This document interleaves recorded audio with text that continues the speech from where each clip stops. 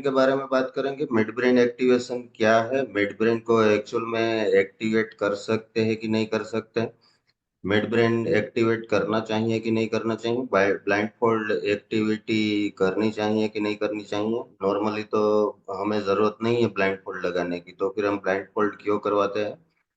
और डीएमआईटी जो लोग प्रैक्टिस कर रहे हैं उन लोगों के लिए भी बहुत कुछ यहाँ पे लर्निंग होने वाला है, क्योंकि डीएमआईटी में हम आज जो बात करने वाले हैं उस टाइप की बात ज्यादातर नहीं करते हैं। और ये बहुत इंपॉर्टेंट है, डीएमआईटी जो कर रहे हैं उन लोगों को भी सीखना चाहिए, बहुत सारी चीजें इसमें है। और डीएमआईटी के जरिए हम बच्चे को आइडेंटिफाई कर रहे हैं, बच्चे में क्या ज्यादा है कम है, वो हम सारी चीजें आइडेंटिफाई कर रहे हैं। और हम कुछ रिमेडीज भी पेरेंट्स को देकर हम भेज रहे हैं। और सारे लोग, सारे काउंसलर्स का ये कॉमन एक प्रॉब्लम होता है कि मैं पेरेंट्स को ये बताता हूँ, इतना बताता हूँ, ये करने को बोलता हूँ, लेकिन बाद में वो कुछ भी फॉलो नहीं करते हैं। और ये पेन सब ज्यादातर लोगों को होता है कि वो कुछ फॉलो नहीं करते हैं। तो ये नॉर्मल है। हम एक बार किसी को बता देंगे, थोड़ा सा बता के रिमेडीज देकर उनको भेज देंगे, तो वो अपने आप ऐसा मैकेनिज्म ज्यादातर लोगों में नहीं होता है कि अपने आप प्रोएक्टिव होके वो सारी चीजें करने लगे। उनको हैंड होल्डिंग की और ज्यादा सपोर्ट करने की और ज्यादा गहराई से उनको समझाने की जरूरत होती है। तो मिड ब्रेन इसमें हेल्प कर सकता है। जो डीएमआईटी से हम आइडेंटिफाई करते हैं सेंसेस को, कि आपका विजुअल सेंस इतना है, आपका ऑडिटरी इतना है, आपका काइनेस्थेटिक इतना है। लेकिन डीएमआईटी में कोई इम्प्रूव करने का कोई ट्रेनिंग नहीं है, इम्प्रूव करने का वहाँ पे कोई मैकेनिज्म नहीं है, सिर्फ हम आइडेंटिफाई करके लोगों को भेज देते हैं। जबकि मिड ब्रेन में वही चीजों को हम इम्प्रूव कर सकते हैं। इसी वजह से जहाँ पे भी प्रैक्टिस किया जाता है, डीएमआईटी मिड ब्रेन साथ में प्रैक्टिस किया जाता है। और मिड ब्रेन के जरिए हम बच्चों की सेंसेस को इम्प्रूव कर सकते हैं। तो इन सारी चीजों के बारे में हम बात करेंगे, चाहे आप मिड ब्रेन करें या ना करें। लेकिन आज के सेशन में बहुत लर्निंग भी होने वाला है, एक अलग तरीके से हम चीजों पे बात करेंगे। ज्यादातर लोग अपने प्रोडक्ट को सेल करने के लिए साइंटिफिक साइंटिफिक यही वर्ड का ज्यादा यूज कर रहे हैं, लेकिन मैं बिल्कुल उसके ऑपोजिट जाकर आज बात करने वाला हूँ। जो मैं समझता हूँ, जो मेरा अंडरस्टैंडिंग है। तो बने रहिए, जो लोग इस सेशन में है और जो लोग रिकॉर्डिंग देख रहे हैं उनको भी बहुत कुछ सीखने सीखने को मिलने वाला है। तो सबसे पहले तो मैंने कैसे स्टार्ट किया और मैं ये क्यों कर रहा हूँ, मेरा क्यों रीजन है ये करने का, उससे मुझे क्या बेनिफिट हो रहा है और मेरे आसपास के लोगों को क्या बेनिफिट हो रहा है। तो मेरे ख्याल से ये सबसे बेस्ट टाइम है शेयर करने के लिए कि मैंने कैसे स्टार्ट किया। क्योंकि आज से 10 साल पहले 2014 सितंबर में मैंने इसको स्टार्ट किया था मिड ब्रेन को। और 10 साल एग्जैक्ट हो चुके हैं जो जब मैंने स्टार्ट किया था उसको। और कैसे स्टार्ट किया, क्यों स्टार्ट किया, वो मैं आपके साथ थोड़ा डिटेल में शेयर करता हूँ, जो मैंने कहीं पे शेयर नहीं किया है अभी तक पब्लिकली। तो मैं एक एज अ ट्रेनर जॉब कर रहा था एक इंजीनियरिंग कॉलेज में, यहाँ पे राजकोट में एज अ ट्रेनर एक जगह पे जॉब कर रहा था। 2.5 साल से मैं वहाँ पे जॉब कर रहा था। और वहाँ पे उन्होंने कुछ ऐसा डिसीजन लिया जिस वजह से मुझे वहाँ रिजाइन करना पड़ा।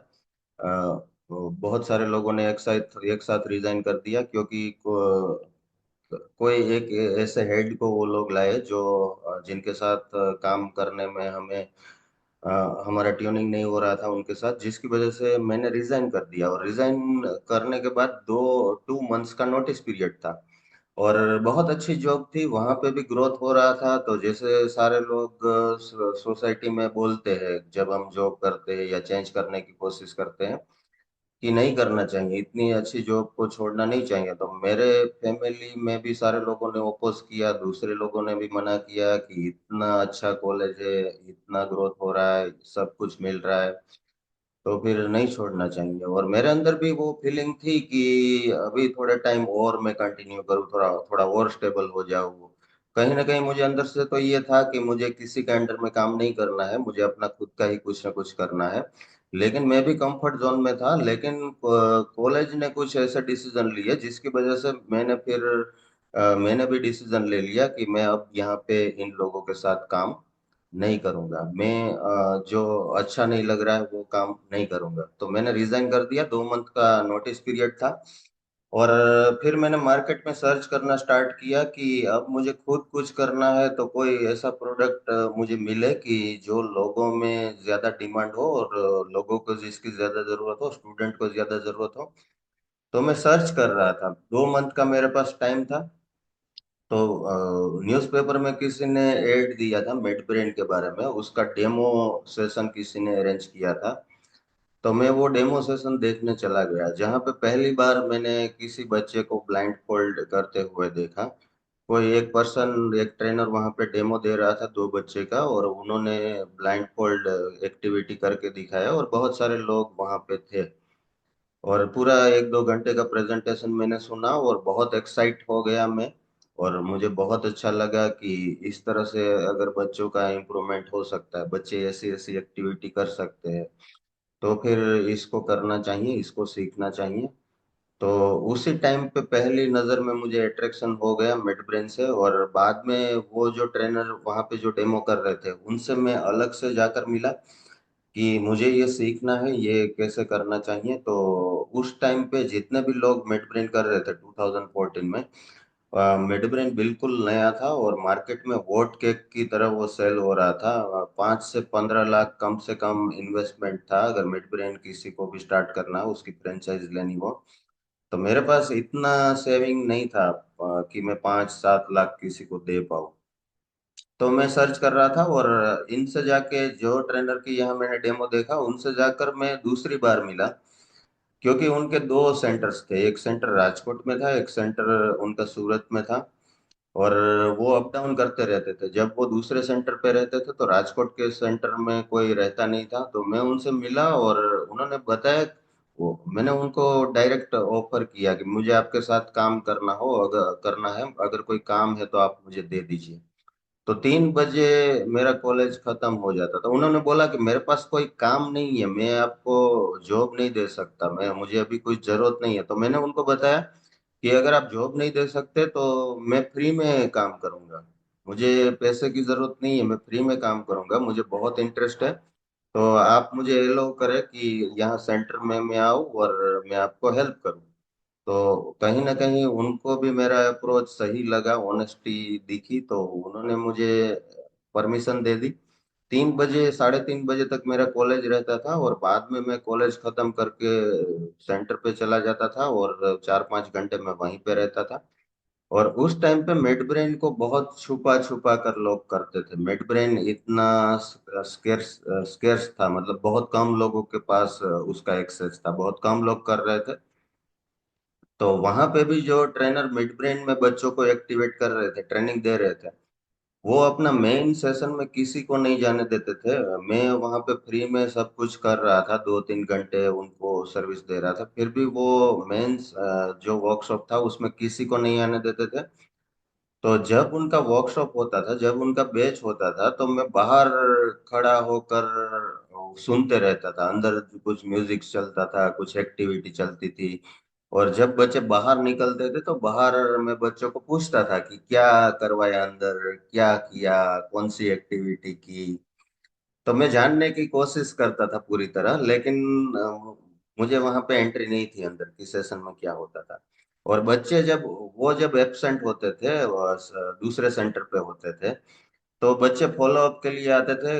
बच्चे तो उनका फॉलो अप मैं करता था, और फॉलो अप के जरिए मैं बच्चों के साथ बात करता था और जानने की कोशिश करता था कि ये कैसे होता है, किस तरह से होता है, आपको क्या फील होता है। और फॉलो अप करते करते मुझे थोड़ा ऊपर ऊपर से 5-10% थोड़ा मुझे समझ में आता था, लेकिन जो सीक्रेट छुपा कर लोग रख रहे थे वो कुछ मुझे समझ में नहीं आता था कि पता नहीं ऐसा ये लोग क्या करते हैं जिसकी वजह से थर्ड आई एक्टिवेट हो जाती है और बिना आंखों के सारे बच्चे देख सकते हैं।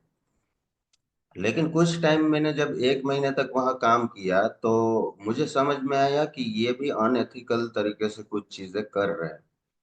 झूठ बोल के प्रोडक्ट को सेल कर रहे हैं, झूठ बोल के लोगों से 50,000, 1 लाख, 1.5 लाख इतना बड़ा अमाउंट चार्ज कर रहे हैं, और एक्चुअल में रिटर्न में वो इतना कुछ दे नहीं रहे। जैसे ही मुझे समझ में आया तो मैंने तुरंत डिसाइड कर लिया कि मैं अब यहाँ पे काम नहीं करूंगा। ऐसे लोगों के साथ अगर काम करूंगा तो मुझे भी कहीं ना कहीं प्रॉब्लम होगा। तो फिर मैं सर्च करने लगा कि कहीं से मुझे मेडब्रेन मिल जाए और मैं स्टार्ट कर पाऊँ। तो एक एक जगह पे मुझे मिड ब्रेन मिला, लेकिन उन्होंने बताया कि हम आपको सिर्फ मटेरियल दे देंगे, हम आपको करके नहीं दिखाएंगे कि इसको कैसे किया जा सकता है। सिर्फ आपको मटेरियल, म्यूजिक ये सब आपको मिल जाएगा। और 50,000 उन्होंने अमाउंट बताया कि आपको 50,000 पे करना है, और 50,000 में अफोर्ड कर सकता था।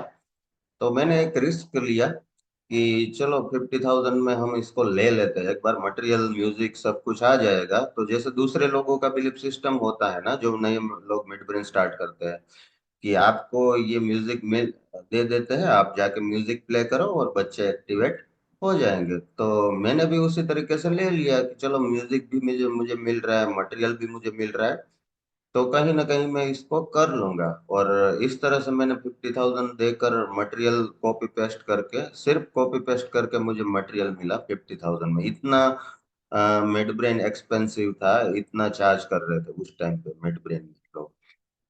तो मैंने ले तो लिया, लेकिन मुझे पता नहीं था कि मुझे सही मटेरियल मिला है, या ये मटेरियल का यूज करने से बच्चे एक्टिवेट होंगे नहीं होंगे। तो मैं डायरेक्ट किसी को चार्ज नहीं कर सकता। मेरी पॉलिसी के हिसाब से डायरेक्ट मैं किसी को पैसे लेकर अगर करवाऊंगा और वहां पे रिजल्ट नहीं मिला तो फिर मुझे प्रॉब्लम होगा। तो इससे पहले, हाँ, यहाँ पे राजकोट में एक ऑर्फनेज है जहाँ पे हम पहले भी कुछ फ्री ट्रेनिंग कर चुके थे, तो उन लोगों का नंबर था मेरे पास। तो मैंने उनको कॉल करके बताया कि इस तरह से हमारे पास एक ट्रेनिंग है बच्चों के रिलेटेड, जिससे बच्चों का ब्रेन डेवलप हो सकता है, तो हम आपके बच्चों को वो फ्री ट्रेनिंग देना चाहते हैं। उन्होंने एग्री कर दिया, क्योंकि वहाँ पहले भी हम काम कर चुके थे और फ्री में करना था, इस वजह से एग्री कर दिया, और उन्होंने 10-15 बच्चे हमें दे दिए। और जल्दी जल्दी में हमने ब्लाइंड फोल्ड बनवाए और सारी चीज़ों को तैयार किया, और वहाँ जाके हमने 12 से 15 बच्चे हमारे पास थे, और 5 से 15 साल की एज थे, और उनका हमने सेशन लिया। और दो ट्रेनर थे हम लोग वहाँ पे, दोनों ट्रेनर ने मिल के हमने परचेस किया था मिड ब्रेन। वहाँ पे दूसरे जो ट्रेनर थे उनको कोई एक्सपीरियंस नहीं था। मैंने एक एक महीने तक वो एक सेंटर में काम किया था, बच्चों का फॉलोअप लिया था, तो थोड़ा बहुत मुझे पता था कि किस तरह से प्रैक्टिस करवानी चाहिए। तो दूसरे जो ट्रेनर थे उन्होंने पूरा सेशन लिया, और आखिर में जो प्रैक्टिस सेशन था वो मैंने लिया बच्चों के साथ। मैंने बच्चों को प्रैक्टिस करवाई, और पहले दिन से ही हमें एक्सेलेंट रिजल्ट मिल गए। वहाँ पे इतना बढ़िया रिजल्ट हमें मिला। जितने भी बच्चे थे सारे बच्चों ने ब्लाइंड फोल्ड एक्टिविटी की, सही तरीके से की, और बहुत अच्छा रिजल्ट मिला। और फिर हमने वहाँ पे कम से कम 40 से 50 बच्चों को ट्रेन किया सीखने के लिए। कंटिन्यू हम वहाँ पे एवरी संडे जाते थे, उनको सिखाते थे, और उनको सिखाते सिखाते हमें भी सारी चीज़ों समझ में आ गई। और इस तरह से मिड ब्रेन का जर्नी हमारा आगे बढ़ा, और फिर हमने पेड कोर्सेज भी स्टार्ट किए, और लोगों बच्चों को एक्टिवेट, प्रोफेशनली भी बच्चों को एक्टिवेट करना स्टार्ट किया, और फिर दूसरे ट्रेनर्स को भी ट्रेन करना स्टार्ट किया। और उस टाइम का एक क्लिप मैं आपको दिखाना चाहूंगा, आपके साथ शेयर करना चाहूंगा। बहुत पुराना मेमोरी है, बहुत पुरानी बात है।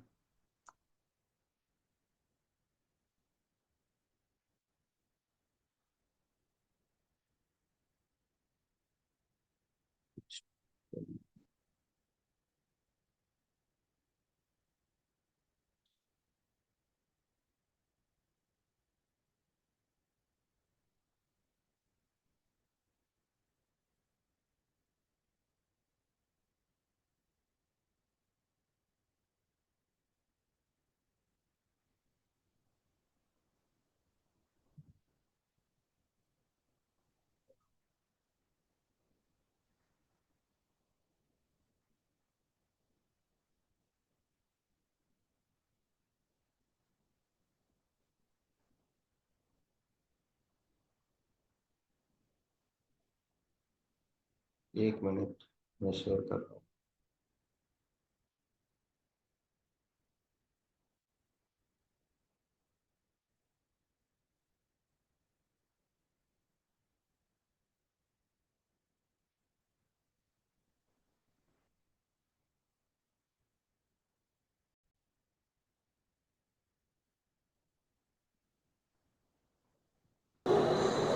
यार रेडी।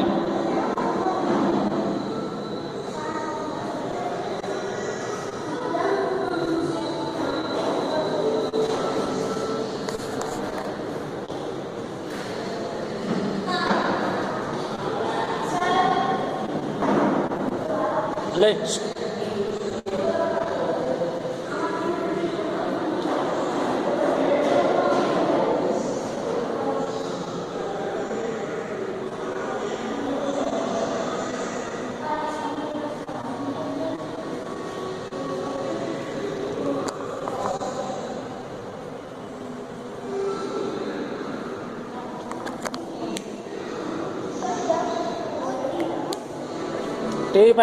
टीवी पास है।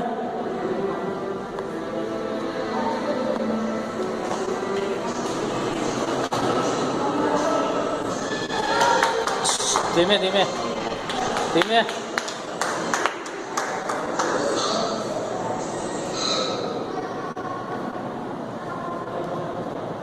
बस रेडी यार।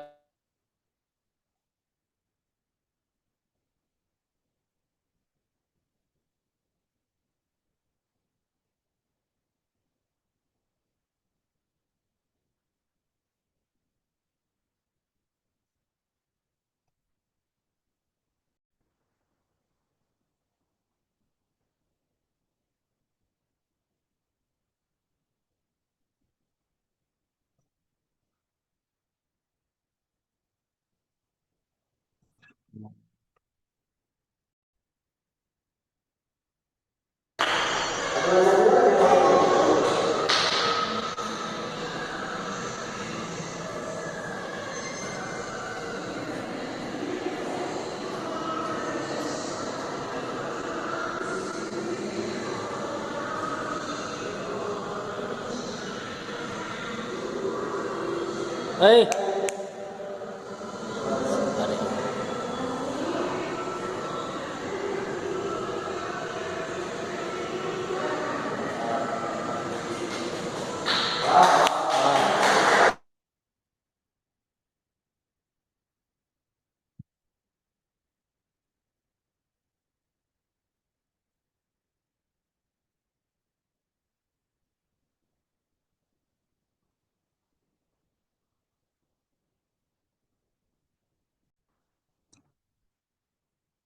तो पहले दिन से ही मुझे एक्सेलेंट रिजल्ट मिले मिड ब्रेन में। और मुझे भी ऐसा ही लगता है जो मुकेश जी जैसा बता रहे थे कि मिड ब्रेन मेरे लिए ही बना है। और मिड ब्रेन और डीएमआईटी मुझे बहुत पसंद है और इस वजह से ये दोनों मैं फुल टाइम करता हूँ। और पहले दिन से अच्छे रिजल्ट मिले और सारे बच्चे, जैसे आप देख रहे थे, डिस्टेंस की एक्टिविटी कर रहे हैं ना, डिस्टेंस में भी सब कुछ वो आइडेंटिफाई कर कर रहे हैं। उस टाइम पे हम कॉटन का यूज करते थे। आज आज अभी हम अलग टाइप का ब्लाइंड फोल्ड यूज करते हैं जिसमें बच्चे बिल्कुल नहीं देख सकते, उनको कहीं से भी लाइट भी अंदर नहीं जा सकती। तो पहले दिन से जब हमने वहां पे बच्चों को ट्रेन किया, उस टाइम से ही हमारे सारे बच्चे डिस्टेंस की एक्टिविटी कर पाते हैं। सारे बच्चे मतलब एक जैसा परफॉर्म करते हैं। और कहीं ना कहीं शायद मैं बच्चों के साथ कंफर्टेबल हूँ और बच्चों के साथ कैसे काम करना है ये मुझे पता है, इस वजह से भी मुझे ये रिजल्ट मिलता है। ऐसा नहीं है कि सिर्फ आपको किसी ने मटेरियल दे दिया या किसी ने म्यूजिक दे दिया तो आपको रिजल्ट मिलने लगेंगे। बहुत सारे फैक्टर्स होते हैं जो धीरे धीरे काम करने की वजह से हमने समझा। और धीरे धीरे हमने फिर एक पूरा मेथड डिटेल में डिजाइन किया कि किस तरह से सारे बच्चों में रिजल्ट ले सकते हैं। कुछ बच्चे उसमें डिफिकल्ट भी हो सकते हैं, कुछ बच्चे इजी भी हो सकते हैं, सारे टाइप के बच्चे आपको मिलेंगे। और अभी जो मार्केट में मिड ब्रेन चल रहा है, जैसे आपको कुछ मटेरियल दे दिया गया, म्यूजिक दे दिया गया और आपको एक फॉर्मेट दे दिया गया कि आपको ये करना है, म्यूजिक सुना दो और बच्चे एक्टिवेट हो जाएंगे। तो उसमें जिन बच्चों का सेंस सेंस ऑलरेडी अच्छे है, जिनके सेंसेस ऑलरेडी अच्छे काम कर रहे हैं, वो लोग तो ऐसे ही ब्लाइंड फोल्ड लगा देंगे तो एक्टिविटी करने लगेंगे, उन लोगों को कोई प्रॉब्लम नहीं होगा। आपके पास कोई स्किल है कि नहीं है, उससे उतना फर्क नहीं पड़ेगा। लेकिन जो बच्चों का सेंसेस वीक हो चुका है ऑलरेडी, उनका सही तरीके से नर्चरिंग नहीं हुआ है, उनको एक्सपोजर नहीं मिला है, तो उन लोग वो लोगों का एक्टिवेशन फिर नहीं हो पाता है, क्योंकि ज्यादातर ट्रेनर्स को पता नहीं है कि किस तरह से उनका एक्टिवेशन करना, कौन सा मेथड होना चाहिए, किस तरह से हमें काम करना चाहिए। सिर्फ म्यूजिक आ जाने से, सिर्फ मटेरियल मिल जाने से कुछ नहीं होता। जैसे डीएमआईटी में भी हमें ऐसा लगता है कि कोई मुझे सॉफ्टवेयर दे देगा तो मैं पूरी दुनिया को जीत लूंगा, लेकिन ऐसा नहीं होता है। मुझे मुझे भी पहले ऐसा लगता था जब मैंने स्टार्ट किया था। लेकिन बहुत बड़ा काम करना है, जो कि वही फीलिंग से सारे लोगों ने अपना काम स्टार्ट किया है ना, पूरी दुनिया को चेंज कर दूंगा, पूरी दुनिया को बेनिफिट दूंगा, मैं भी सबसे, मुझे भी सबसे ऊपर जाना है, यही सारी फीलिंग होती है सबकी। लेकिन एक्चुअल में रियलिटी में अगर इसको कन्वर्ट करना है यही सारी फीलिंग को, तो उसके लिए हमें बहुत काम करना पड़ेगा, बहुत सीखना पड़ेगा। एक एक छोटी छोटी डिटेल जो है उस सब्जेक्ट की, वो हमें जानना पड़ेगा, उसके अंदर जाना पड़ेगा, और तब जाके हम वो इम्पैक्ट क्रिएट कर सकते हैं। सिर्फ 2-4 हजार इन्वेस्ट करने से। और बहुत हमारे आसपास बहुत ऐसे प्रमोशन चल रहे हैं ना कि 3 घंटे के वेबिनार में हम आपको सिखा देंगे कि महीने के 3 लाख कैसे कमाना है। अगर इतना इजी होता तो मैं इतना काम ही नहीं करता ना। मैं, मेरे पास सारे लोगों के वेबिनार से पूरे दुनिया का जो सबसे बेस्ट बेहतरीन जो ट्रेनिंग कंटेंट है वो मेरे पास मेरे लैपटॉप में है। अगर अगर ऐसे ही चुटकी बजाते ही, ऐसे ही 5 मिनट में सब कुछ हो जाता, तब मैं इतना एफर्ट क्यों लगाता? मैं भी एंजॉय करता ना लाइफ को, मैं भी अपने फैमिली के साथ ये टाइम स्पेंड करता। तो लाइफ में कुछ बड़ा करना है तो वहां पे हमें सीखना पड़ेगा, एक एक चीज को डिटेल में बारीकाई से सीखना पड़ेगा, तब जाके हम कुछ बड़े लेवल पे इम्पैक्ट कर सकते हैं। सिर्फ 2-5 हजार का सॉफ्टवेयर लेकर, सिर्फ 2-4 मिनट किसी को सुनकर हम ये नहीं कर सकते। हमें सब्जेक्ट की डेप्थ में जाना पड़ेगा, डिटेल में जाना पड़ेगा। तो इस तरह से मैंने जर्नी स्टार्ट की, और दूसरे लोगों को भी मैंने सिखाना स्टार्ट किया। Just a moment. सीखाना स्टार्ट किया तो मैं तो कंफर्टेबल था, मुझे तो अच्छे रिजल्ट मिल रहे थे, मुझे तो समझ में आने लगा था कि कौन से रास्ते से मैं जाऊंगा तो मैं सारे बच्चों को एक्टिवेट कर सकता हूँ। लेकिन मुझे ये समझ में नहीं आता था, जैसे ओम प्रकाश जी ने अभी बताया ना, कि मैं कुछ फील कर रहा हूँ, लेकिन मुझे पता नहीं है कि इसको कैसे बता सकता हूँ, मैं बता नहीं सकता। तो वैसा ही मेरे साथ हुआ जब मैं बच्चों के साथ काम कर रहा था, कि मुझे तो समझ में आ रहा है कि ये एक बच्चे से ब्लाइंड फोल्ड करवाना है तो मैं कैसे करवा सकता हूँ, पूरा प्रोसेस मुझे अंदर समझ में आ रहा था।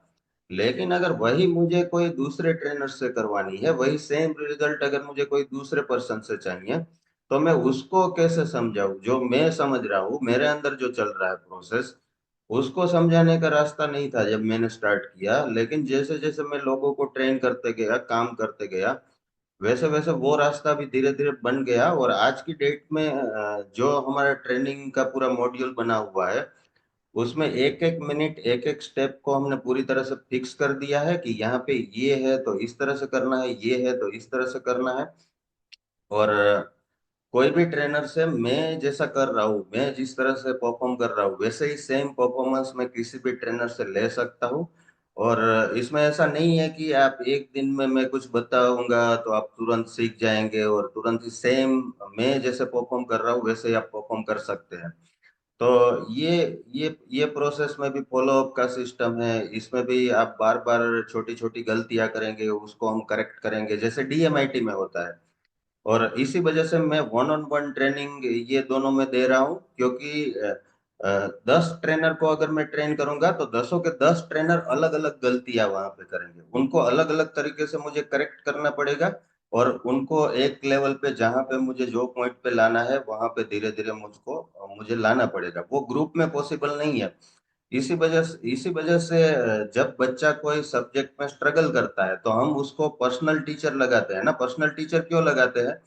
क्योंकि वो पर्टिकुलर बच्चे का प्रॉब्लम उसका अकेले का प्रॉब्लम है। वो जो गलतियां कर रहा है, वो गलतियां दूसरे बच्चे नहीं कर रहे, वो अकेला कर रहा है। और वहां पे वन ऑन वन उसकी गलतियां समझ के उसको कैसे करेक्ट करना है, उसको वहां पे कैसे आगे बढ़ाना है, वो वन ऑन वन ही काम करेंगे तो ही हम इफेक्टिवली पूरी तरह से परफेक्ट हम उसको आगे बढ़ा सकते हैं। ग्रुप में ये काम नहीं हो सकता है ना। ग्रुप कोचिंग का फॉर्मेट पूरी दुनिया में चल रहा है, नेट पे भी सब कुछ अवेलेबल है।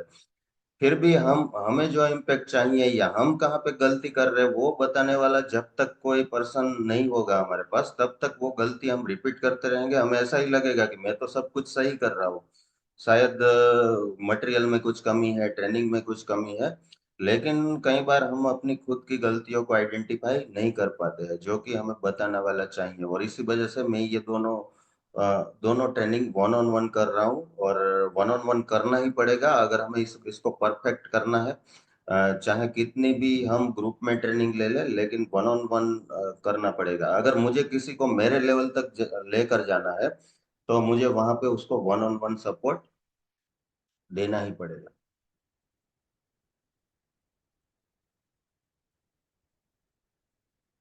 ठीक है, आज से 10 साल पहले जब मेडब्रेन स्टार्ट हुआ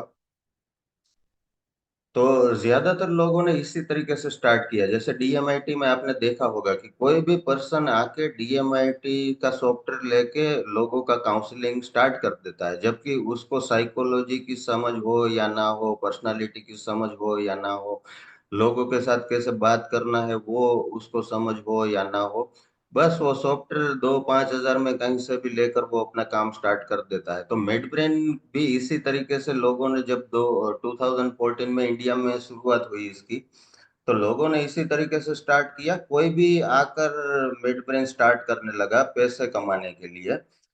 उसको बच्चे के साथ कैसे बात करना है उसको पता हो या ना हो, बच्चे को कैसे ट्रेनिंग देना चाहिए उसको पता हो या ना हो।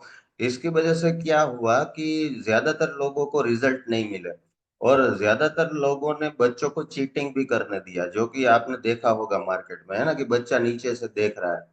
वो वो एक्चुअल में ट्रेनर भी करने दे रहे हैं बच्चों को कि क्योंकि उन्होंने 10-15 हजार रुपए लिए हैं तो उनको भी प्रूव करना है कि बच्चे ब्लाइंड फोल्ड कर रहे हैं, वरना फिर पेरेंट्स उनके लिए हेडेक बन जाएंगे। तो ये सारे गलत चीजें हुई मिड ब्रेन में भी, जिस तरह से डीएमआईटी में हो रही है मिड ब्रेन में भी ये सारी गलत चीजें हुई।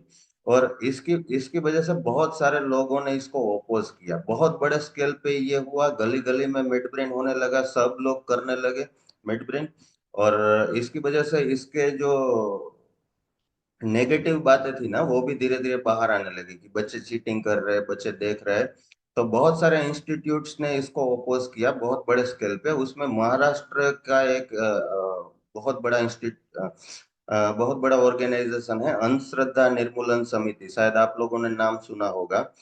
उन लोगों ने मिड ब्रेन को बहुत बड़े स्केल पे ओपोज किया और मिड ब्रेन के सेंटर्स को बंद करवाना उन्होंने स्टार्ट किया। मिड ब्रेन के सेंटर पे जाके वो लोग लिटरली सारे सेंटर्स बंद करवाने लगे। महाराष्ट्र में ऐसा होने लगा।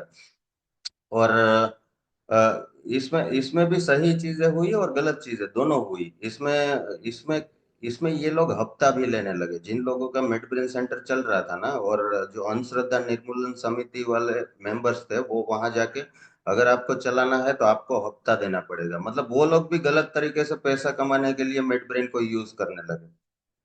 तो ये सब होने लगा तो मिड ब्रेन करने वाले लोगों ने भी फिर एक अपना ऑर्गेनाइजेशन बनाया। और वहां पे उन्होंने एक बहुत बड़ा इवेंट प्लान किया। पुणे में ये इवेंट हुआ आज से 10 साल पहले ये इवेंट हुआ। और फ्राम्बे ग्रुप नाम दिया, जो मेडब्रेन के जो सारे इंस्टीट्यूट है उनका जो ऑर्गेनाइजेशन था उन लोगों ने फ्राम्बे नाम दिया। और एक इवेंट ऑर्गेनाइज की जिसमें ब्लाइंड फोल्ड जो बच्चे कर रहे थे उन लोगों को लाया, और उन लोगों ने कुछ साइंटिस्ट को इनवाइट किया, कुछ जो आई स्पेशलिस्ट थे, डॉक्टर्स थे, उनको भी इनवाइट किया।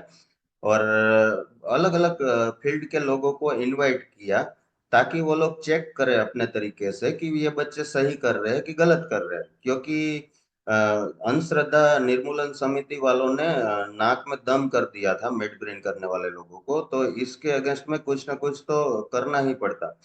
तो वो इवेंट जो हुई उसका उसका वीडियो भी यूट्यूब पे अवेलेबल है, मैं आपको शेयर करके वो दिखाता हूँ।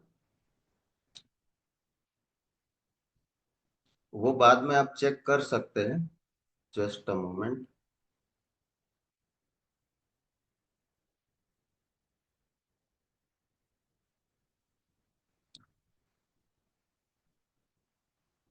जैसा कि आपको स्क्रीन पे दिख रहा है, mid brain activation is a effective technique approved by scientist. तो यहाँ पे साइंटिस्ट को बुलाया गया था, और आई स्पेशलिस्ट और अलग अलग फील्ड वाले लोगों को, थर्ड पार्टीज को बुलाया गया था, और वहाँ पे बच्चों ने उनके सामने परफॉर्म किया। उन्होंने सारे टेस्ट लिए बच्चों के।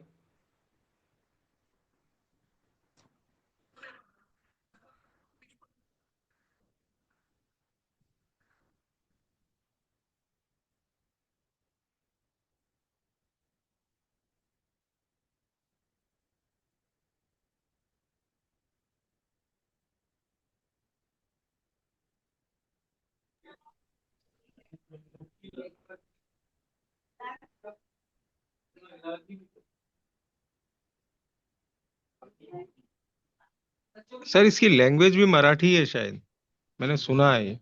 हाँ, लैंग्वेज मराठी है, सही है।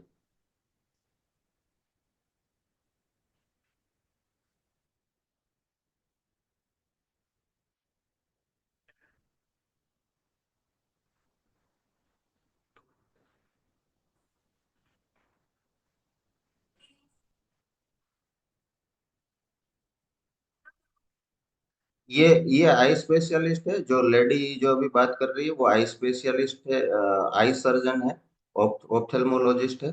और वो लोग जो आई पैचेस यूज करते हैं सर्जरी के दौरान, जिसमें आंखें बिल्कुल सील हो जाती है, मतलब कुछ भी अंदर नहीं जा सकता, वही सर्जरी के पेचिस उन्होंने बच्चों को लगाए, और बाद में बच्चों ने ब्लाइंड फोल्ड एक्टिविटी करके दिखाई।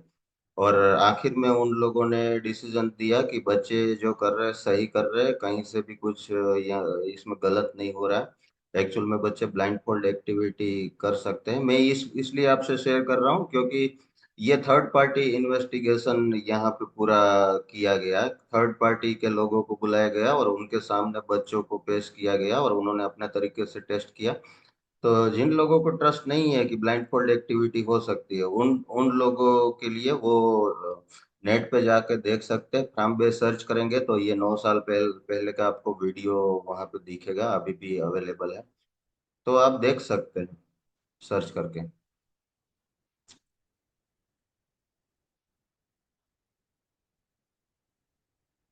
और मिड ब्रेन की शुरुआत जापान में हुई थी। जापान में सबसे पहले मोकोटो शिचिदा ने इसको डिस्कवर किया था, मिड ब्रेन को। उनको सबसे पहले पता चला था कि बच्चे ब्लाइंड फोल्ड एक्टिविटी कर सकते हैं। और 40-50 साल से प्रैक्टिस किया जा रहा है जापान में। जापान में हजारों इंस्टीट्यूट है, और जापान में इसके एडवांस लेवल के कोर्सेज भी होते हैं, ESP, photography, quantum speed reading, जो हम लोग भी करवाते हैं। तो आप नेट पे भी देख सकते हैं इसको भी।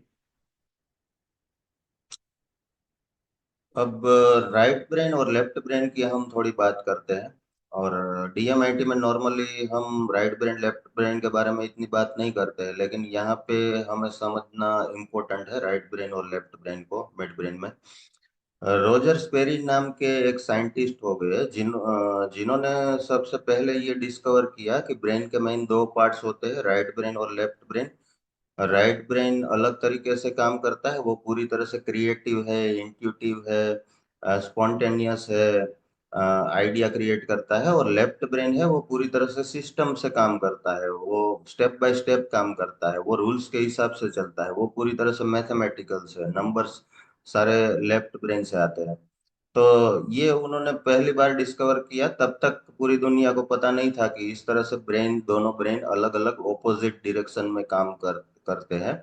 और इसकी वजह से रोजर स्पेरी को 1982 में नोबेल प्राइज भी मिला, ये डिस्कवरी की वजह से। क्योंकि ये डिस्कवरी के बाद साइकोलॉजी का फील्ड पूरी तरह से रेवोल्यूशनाइज हो गया, पूरी तरह से चेंज हो गया, और इससे बहुत बेनिफिट हुआ पूरी दुनिया को।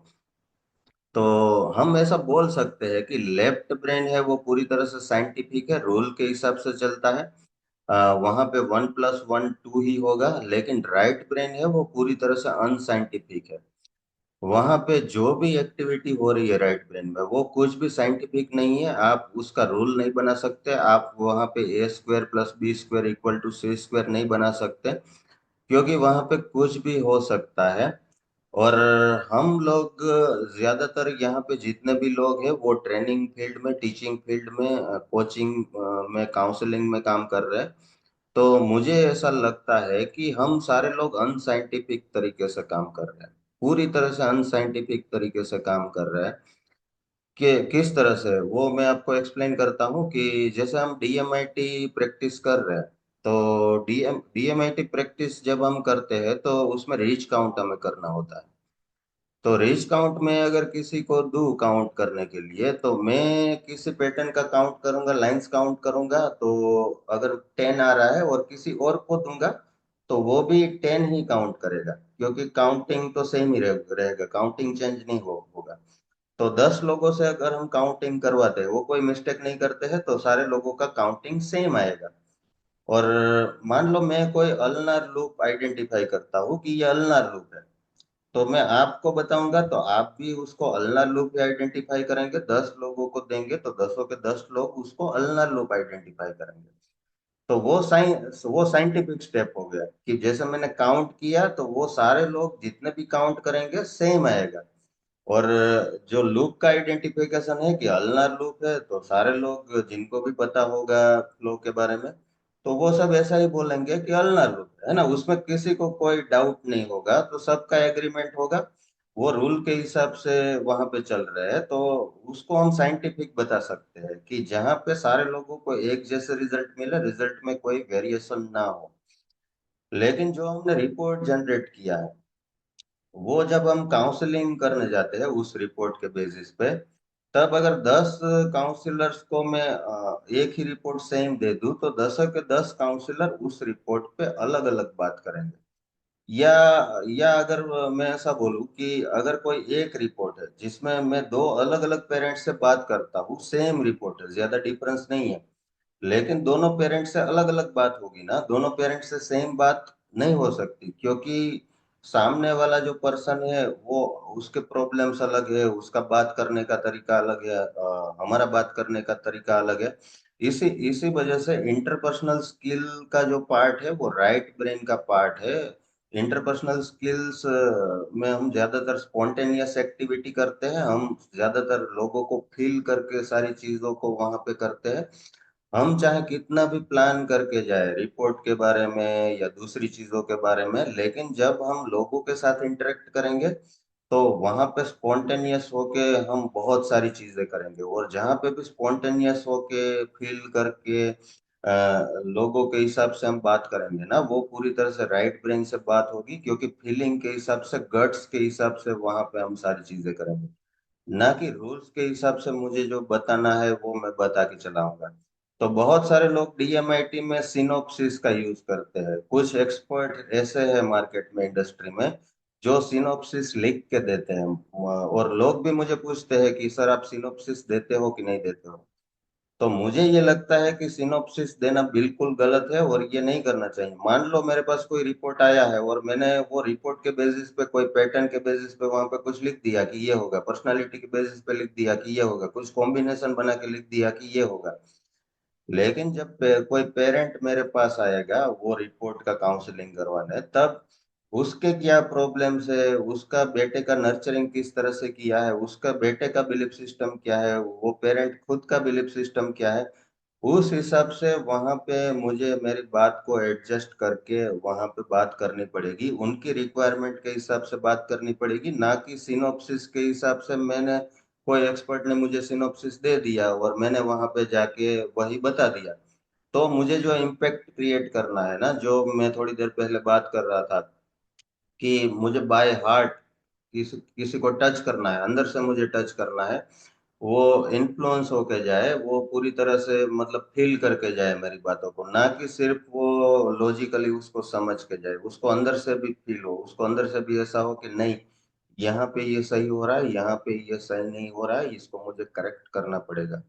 तो जब तक हम पेरेंट की तरह काम करेंगे ना कि चलो ये है इसका ये बताना है, ये है इसका ये बताना है, लेकिन सामने वाले से कनेक्ट नहीं करेंगे, तो चाहे हमारा कितना भी नॉलेज हो, चाहे हमारा हमें 50-60 पैटर्न वाला रिपोर्ट आता हो, या हमने साइकोलॉजी में बैचलर कर लिया है, मास्टर कर लिया है, पीएचडी कर लिया है। तो बहुत सारे साइकोलॉजिस्ट के साथ में भी मैं 10-15 साल से कंटिन्यू काम कर रहा हूँ। जब मैं जॉब कर रहा था तब भी साइकोलॉजिस्ट के साथ काम कर रहा था, और डीएमआईटी में भी ज्यादातर साइकोलॉजिस्ट के साथ ही काम कर रहा हूँ। तो यहाँ पे भी मैंने यही ऑब्जर्व किया है कि उन्होंने मास्टर डिग्री पीएचडी तो कर लिया है, लेकिन वो हार्ट टू हार्ट जो पेरेंट्स के साथ बात करते वक्त जो कनेक्शन बनना चाहिए ना, एक्चुअल में जो डीपर लेवल पे हमें लेकर जाना चाहिए सारी चीजों को, वो लोग वो कर ही नहीं रहे। उनका जो नॉलेज है ना, वही वो बस सिर्फ लेक्चर दे के आ जाते हैं, जबकि सामने वाले का क्या फीलिंग है, शुरुआत कहाँ से हुई है, रूट क्या है उसके प्रॉब्लम का, फिर वो कैसे धीरे धीरे आगे बढ़ा, वो उसकी अपब्रिंगिंग कैसे हुई है, उसका उसके बच्चे के साथ क्या हुआ है, ये तो कोई बात ही नहीं कर रहा। ये पूरा प्रोसेस राइट ब्रेन का है, एक पर्सन के साथ कनेक्ट होने का प्रोसेस है। राइट ब्रेन, अगर किसी पर्सन का राइट ब्रेन हम निकाल देना तो उसको कोई कलर नहीं दिखेगा। कलर देखने का काम राइट ब्रेन का है, इमोशंस को फील करने का, फीलिंग्स का काम ये सब राइट ब्रेन का है। तो हम एक्चुअल में अभी क्या कर रहे हैं, हम बच्चे के साथ पूरा दिन जो भी एक्टिविटी हो रही है वो लेफ्ट ब्रेन के रिलेटेड हो रही है। हम बच्चों को पूरा दिन यही सिखाते हैं कि कितना बोलना है, कैसे नहीं बोलना है, कि कितना लाउड होना है, कितना धीमे होना है, सब कुछ मतलब नाप तोल के कर रहे हैं। और जो भी चीजें नाप तोल के हो रही है वो सारी सारी चीजें लेफ्ट ब्रेन से आती है। तो धीरे धीरे धीरे हम क्या कर रहे हैं, बच्चे का लेफ्ट ब्रेन कम कर रहे हैं, और सॉरी राइट ब्रेन धीरे धीरे बच्चे का कर रहे हैं, और लेफ्ट ब्रेन धीरे धीरे उसको बढ़ा रहे हैं। जो भी हम प्रैक्टिस करवाएंगे ना, वो ब्रेन धीरे धीरे बढ़ता जाएगा और दूसरा ब्रेन कम होता जाएगा। इस वजह से धीरे धीरे लोगों की फीलिंग्स और इमोशंस धीरे धीरे डाउन हो रहे हैं पूरी दुनिया में। जैसे जैसे टेक्नोलॉजी बढ़ती जा रही है, मैं यहाँ पे किसी के अगेंस्ट में बात नहीं कर रहा हूँ, टेक्नोलॉजी का मैं पूरी तरह से यूज करता हूँ और टेक्नोलॉजी मुझे बहुत पसंद है। लेकिन हम टेक्नोलॉजी को एडॉप्ट करके दूसरी चीजों को हम छोड़ते जा रहे हैं, जिसकी जिसकी वजह से आज के डॉक्टर सबसे ज्यादा मर्डर कर रहे हैं मेरे हिसाब से। क्योंकि वो लेफ्ट लेफ्ट डोमिनेंट हो चुके हैं, उनको सिर्फ पैसा दिखता है, उनको सिर्फ मैथमेटिक्स ही दिख रहा है, वो लोगों की फीलिंग को समझ ही नहीं रहा है। और इस वजह से पूरी दुनिया में इतने इतने इतना मतलब कॉन्फ्लिक्ट चल रहे हैं, इतने वार चल रहे हैं ना, जो आज से 50 साल पहले इतना नहीं था जितना आज चल रहा है। क्योंकि ट्रस्ट का लेवल दिन ब दिन डाउन होता जा रहा है, सारे लोग लेफ्ट ब्रेन को ही आगे कर रहे हैं, लेफ्ट ब्रेन को ही पुश कर रहे हैं, लेफ्ट ब्रेन को ही डेवलप कर रहे हैं। और राइट ब्रेन से कोई सोच ही नहीं रहा है ना। हम एक्चुअल में सीखते समय हमें लेफ्ट ब्रेन का यूज करना चाहिए, साइंटिफिक तरीके से स्टेप बाय स्टेप जितना सीख सकते हैं हमें सीखना चाहिए। लेकिन जब हम उसी चीज को जब डिलीवर करने जा रहे हैं मार्केट में, तो हमें राइट ब्रेन का पूरी तरह से यूज करना चाहिए, हमें पूरी एम्पथी दिखानी चाहिए, हमें लोगों के फीलिंग्स को समझना चाहिए, लोगों के प्रॉब्लम्स को डीपर लेवल पे समझना चाहिए, और वो एक राइट ब्रेन ही कर सकता है। इसी वजह से इंटरपर्सनल स्किल भी राइट ब्रेन से आती है, एम्पथी भी राइट ब्रेन से आती है। जहाँ पे भी डीपर लेवल के कनेक्शन बनते हैं वो सारे राइट ब्रेन से आते हैं। और जहाँ पे भी हम मैथमेटिक्स लगाते हैं ना, टिट फॉर टैट सोचते हैं ना कि उसने ऐसा किया तो मैं भी ऐसा ही करूंगा, वो सब कुछ लेफ्ट ब्रेन से आता है। तो धीरे धीरे हम हमारा खुद का भी राइट ब्रेन खत्म कर रहे हैं और बच्चों का भी राइट ब्रेन खत्म कर रहे हैं, मुझे ऐसा लग रहा है। और मैंने अपने लाइफ में, पूरी लाइफ में यही देखा है, और मेरे साथ भी ऐसा ही था। जब तक मैं लेफ्ट डोमिनेंट था, मैं भी पूरी तरह से लेफ्ट डोमिनेंट था, तब तक मैं लाइफ में इतना कुछ नहीं कर पाया था। लेकिन जब कुछ प्रैक्टिसेस मैंने की, प्राणायाम, मेडिटेशन ये सब स्टार्ट किया, तो मैं भी नेचर के साथ, एनर्जी के साथ कनेक्ट हो गया। राइट ब्रेन धीरे धीरे एक्टिवेट होने लगा, धीरे धीरे मेरे इमोशंस, फीलिंग्स सब कुछ मैं समझने लगा। और इस वजह से डीएमआईटी मिड ब्रेन में मैं आया। तो इस वजह से मेरा ग्रोथ हुआ और मैं मुझे धीरे धीरे सक्सेस मिलने लगी। तो नेचर ने हमें दोनों ब्रेन दिए हैं, दोनों ब्रेन दिए हैं, उसका मतलब ये है कि दोनों का हमें यूज करना है। अगर हमें यूज नहीं करना होता तो वो नेचर ने दिया ही नहीं होता। तो अगर हम सिर्फ लेफ्ट डोमिनेंट हो जाएंगे तो भी प्रॉब्लम हो जाएंगे लाइफ में क्रिएट, और सिर्फ राइट डोमिनेंट हो जाएंगे तो भी प्रॉब्लम क्रिएट हो जाएंगे।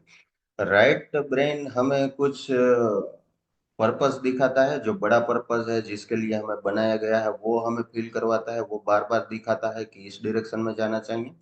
जबकि लेफ्ट ब्रेन वहां तक जाने का रास्ता क्रिएट करता है। लेफ्ट ब्रेन के जरिए हम प्रैक्टिकली स्टेप बाय स्टेप, छोटे छोटे स्टेप में सारी चीजों को डिवाइड करके वहां तक जाने का रास्ता बनाते हैं। लेकिन दोनों हमें चाहिए, दोनों का यूज हमें करना ही पड़ेगा। सिर्फ हम लेफ्ट को पकड़ लेंगे या राइट को पकड़ लेंगे तो हमारी लाइफ मिजरेबल हो जाएगी।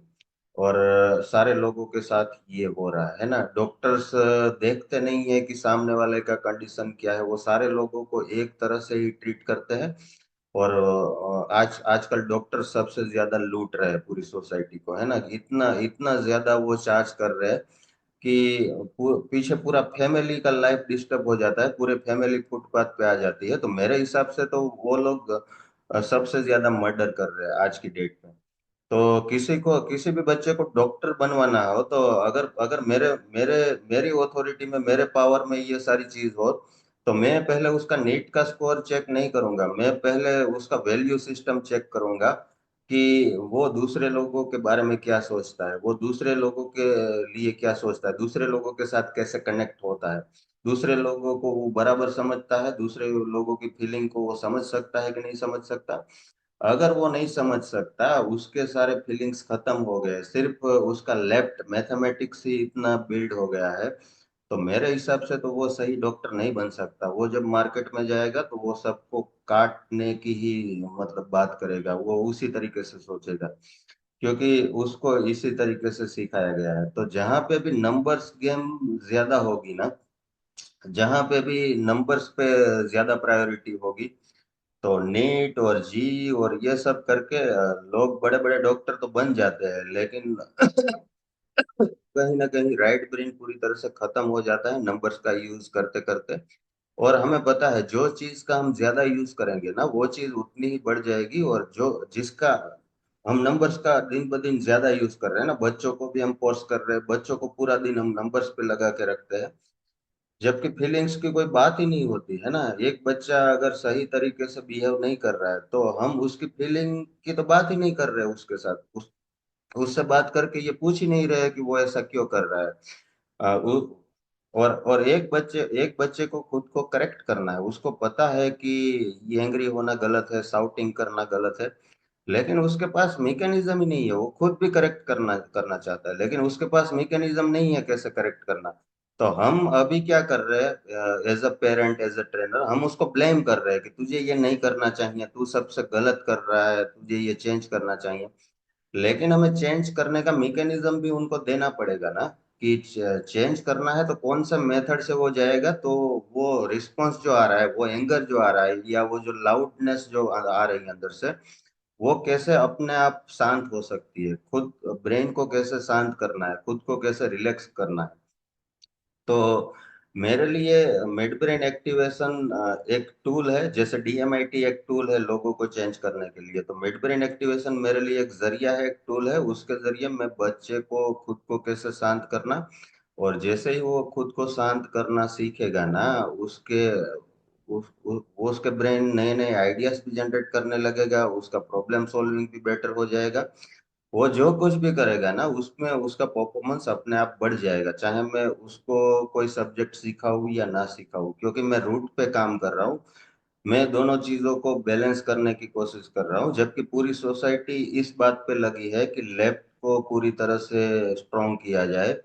तो मैं लेफ्ट को पीछे करके राइट को आगे लाने की कोशिश कर रहा हूँ मिड ब्रेन के सारे कोर्सेज के जरिए, और वही मैं करता हूँ बच्चों के साथ। तो ब्लाइंड फोल्ड एक्टिविटी मेरे लिए जरिया है, और ब्लाइंड फोल्ड एक्टिविटी के थ्रू ये सारी चीजें करता हूँ। उसके आसपास मैं बहुत सारी चीजें कर रहा हूँ।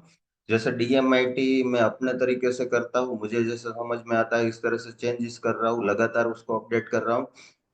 इस तरह से मिड ब्रेन में भी इसी तरीके से अभी जो मैं फॉर्मेट फॉलो कर रहा हूँ, वो मेरा अपना बनाया हुआ फॉर्मेट है, और उसको भी मैं लगातार अपडेट कर रहा हूँ। मुझे ऐसा लगता है कि बच्चों के लिए ज्यादा इम्पोर्टेंट है, उनके डेवलपमेंट के लिए वो ऐड कर रहा हूँ। जो चीज मुझे लगता है कि ये बिल्कुल इम्पोर्टेंट नहीं है, उसको मैं निकाल रहा हूँ। तो हमें दोनों ब्रेन, कहने का मतलब ये है कि दोनों ब्रेन की जरूरत है।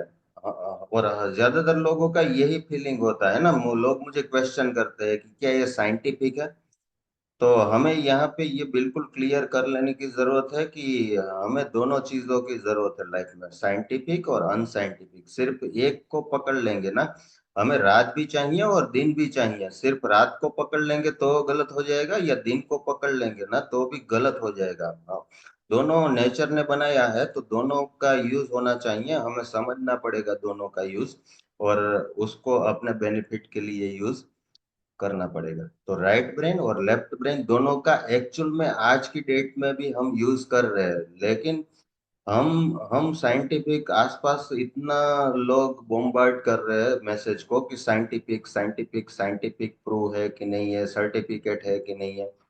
हम बल्कि ज्यादातर जो एक्टिविटी कर रहे हैं ना, वो सर्टिफिकेट देख के नहीं कर रहे हैं, अपनी फीलिंग को देख के कर रहे हैं ना। और फीलिंग का कोई सर्टिफिकेट नहीं हो सकता, कोई इक्वेशन नहीं बना सकता। राइट ब्रेन की जितनी भी एक्टिविटी है ना, उसका कोई साइंटिफिक प्रूफ नहीं है, और साइंटिफिक प्रूफ इसका हो भी नहीं सकता। कोई इक्वेशन कोई फॉर्मूला इसका आज भी नहीं है, और आगे आने वाले टाइम में भी नहीं बन सकता। तो हम जो भी फील कर रहे हैं और ज्यादातर एक्टिविटी कर रहे हैं, वो राइट ब्रेन से इन्फ्लुएंस हो रही है। और राइट ब्रेन हमें चाहिए, राइट ब्रेन ही हमें नए आइडियाज देता है, और नया प्रॉब्लम का सॉल्यूशन भी राइट ब्रेन देता है। और राइट ब्रेन जिनका अच्छा होता है वही सही डिसीजन ले सकते हैं लाइफ में।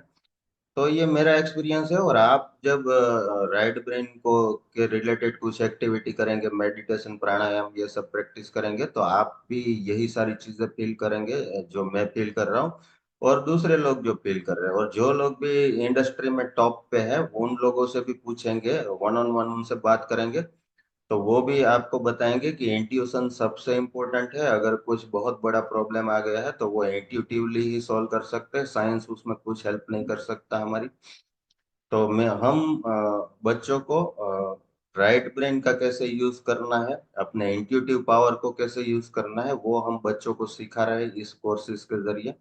और मुझे ये सबसे इम्पोर्टेंट लगता है। और बच्चों में भी बहुत डेवलपमेंट हो रहा है, बच्चे बच्चे भी बहुत इम्प्रूव हो रहे हैं। और आगे उसके दूसरे बेनिफिट्स भी हम देखेंगे कि क्या क्या बेनिफिट्स हो सकते हैं। और जो मैंने फील किया वो भी मैं आपके साथ शेयर करूंगा। जब मैंने स्टार्ट किया मिड ब्रेन, जब मैंने शुरुआत की 2014 में और शुरुआत के बच्चों को ट्रेन किया, तो एक एक्सपीरियंस मैं आपसे शेयर करता हूँ। एक एक बच्चा था जो ट्रेनर हमारे साथ काम कर रहे थे, उसका भतीजा था। वो 12-13 साल का था, 12-13 साल के आसपास था। और उस पे सारे बच्चों को, जितने भी आसपास के हम लोग जान रहे थे ना, बच्चे फैमिली के और फ्रेंड्स के जो भी बच्चे अवेलेबल थे, उन सब बच्चों को बुलाकर हम ट्रेन कर रहे थे। जैसे ऑर्फनेज में भी हमने 40 50 बच्चों को ट्रेन किया, इस तरह से दूसरे बच्चों को भी हम ट्रेन कर रहे थे, ताकि हमारा लर्निंग और अच्छा हो मिड ब्रेन के रिलेटेड। तो एक ट्रेनर हमारे साथ जो काम कर रहे थे, उनके भतीजों को हमने सेशन में बुलाया, उसका पूरा सेशन हुआ। और उसने ब्लाइंड फोल्ड एक्टिविटी की, वो अच्छी तरीके से ब्लाइंड फोल्ड एक्टिविटी करके घर चला गया। घर चला गया, और उसको उसको बहुत बड़े स्पेक्स थे, इतने नंबर थे उसकी आंखों के कि वो बिना स्पेक्स के नहीं देख सकता। और उसकी आंखों में कोई दूसरे टेक्निकल प्रॉब्लम भी था, जिसकी जिसकी वजह से स्पेक्स लगाने के बाद भी जब वो लिखता था, तो सीधी लाइन में वो नहीं लिख पाता था, उसको सीधी लाइन अच्छी तरह से नजर नहीं आती थी। तो वो बच्चा ब्लाइंड फोल्ड एक्टिविटी करके चला गया। और बाद में 2 3 बाद जो ट्रेनर हमारे साथ काम कर रहे थे, उन्होंने आकर मुझे बताया कि एक मिरेकल हो गया है, वो बच्चा जो सीधी लाइन में नहीं लिख सकता था, वो सीधी लाइन में लिखने लगा है। तो पहले पहले उसको जो स्पेक्स लगाने के बाद, और जो मतलब मॉडर्न साइंस के जो सारे ट्रीटमेंट है वो करने के बाद भी जो सीधी लाइन में नहीं लिख सकता था, वो हमारे अनसाइंटिफिक तरीके से वो सीधी लाइन में लिखने लगा। तो ये बहुत बड़ा मिरेकल था, हमने भी कभी सोचा नहीं था कि ये भी हो सकता है, ब्लाइंड फोल्ड करवाने से ये भी बेनिफिट बच्चे को हो सकता है। तो ऐसे हजारों एग्जाम्पल है। इसको मेजर नहीं कर सकते है ना, इसका कोई मेजरमेंट नहीं बना है जो भी राइट ब्रेन से हम कर रहे हैं। लेकिन बच्चे जब आके बताते हैं, पेरेंट्स जब आके बताते हैं, तब हमें पता चलता है कि इससे ये भी हो रहा है, इससे ये भी बेनिफिट हो रहा है, इससे ये भी इम्प्रूवमेंट हो रहा है। और हम सेंसेस पे काम कर रहे हैं इसमें, हम बच्चों की सेंसेस पे काम कर रहे हैं, हम उनकी विजुअल सेंस पे काम कर रहे हैं। और अगर किसी भी फील्ड में आप चाहे जो भी फील्ड में काम कर रहे हो उसमें आपको बहुत टॉप पे जाना है, बहुत अच्छा करना है ना, तो आपकी विजुअल सेंस बहुत अच्छी होनी चाहिए। जितनी बेटर आपकी विजुअल सेंस होगी ना, उतना ही बेटर आपके चांसेस बढ़ जाएंगे वहां पे टॉप पे जाने के। तो ये जितने भी कोर्सेज है मिड ब्रेन के और उसके एडवांस लेवल पे, उसमें लगातार हम बच्चों की विजुअल सेंस पे काम कर रहे हैं।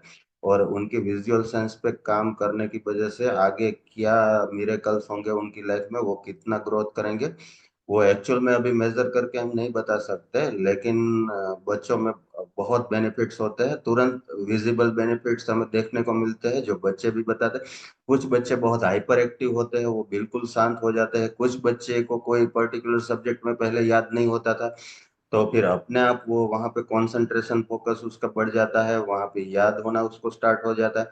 कुछ बच्चे को रिलेशनशिप में इश्यूज थे, तो वहां पे भी अचानक से उसका बिहेवियर कुछ चेंज हो जाता है। तो बहुत सारे पॉजिटिव बेनिफिट्स हमें मिलते हैं। तो डीएमआईटी हम लोग कर रहे हैं तो हमें पता है कि सारे लोगों का ब्रेन अलग अलग तरीके से बना है। तो यहाँ पे भी जब हम राइट ब्रेन को ऊपर लाते हैं, राइट ब्रेन के रिलेटेड एक्टिविटी करवाते हैं, तो सारे बच्चों को उसको अलग अलग तरीके से बेनिफिट मिलते हैं। तो हम ऐसा कुछ लिस्ट बना के किसी को नहीं दे सकते कि यही पर्टिकुलर होगा आपके बच्चे के साथ।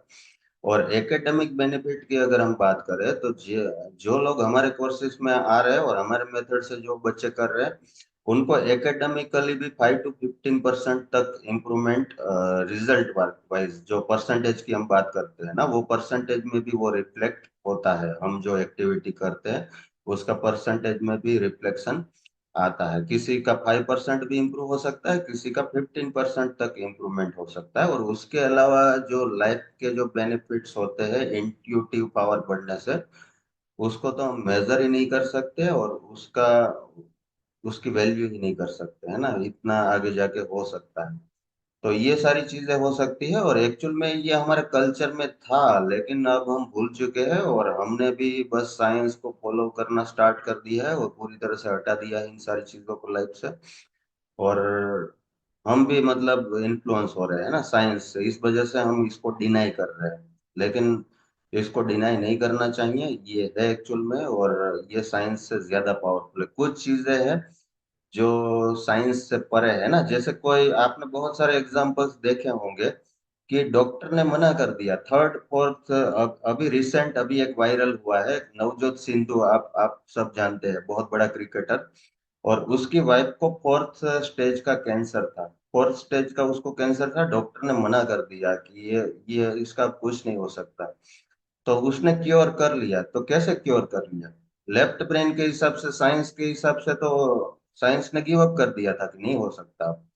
लेकिन फिर भी अनसाइंटिफिक तरीके से वो क्योर हो गई। तो ऐसे हजारों एग्जाम्पल है, आप नेट पे चेक करेंगे। राइट ब्रेन में इतनी पावर है कि जो साइंस नहीं समझ सकता, या साइंस जहाँ पे नहीं जा सकता ना, वहां पे जाके ये काम कर सकता है। तो हमें इसको इग्नोर नहीं करना चाहिए, चाहे आप उसको बिलीव करो या ना करो। मैं भी नहीं करता था, लेकिन अब मुझे भी समझ में आने लगा है जैसे जैसे मैं काम करता जा रहा हूँ, और मैं भी इसका पावर देख रहा हूँ डेली अपनी लाइफ में और दूसरे बच्चों की लाइफ में भी।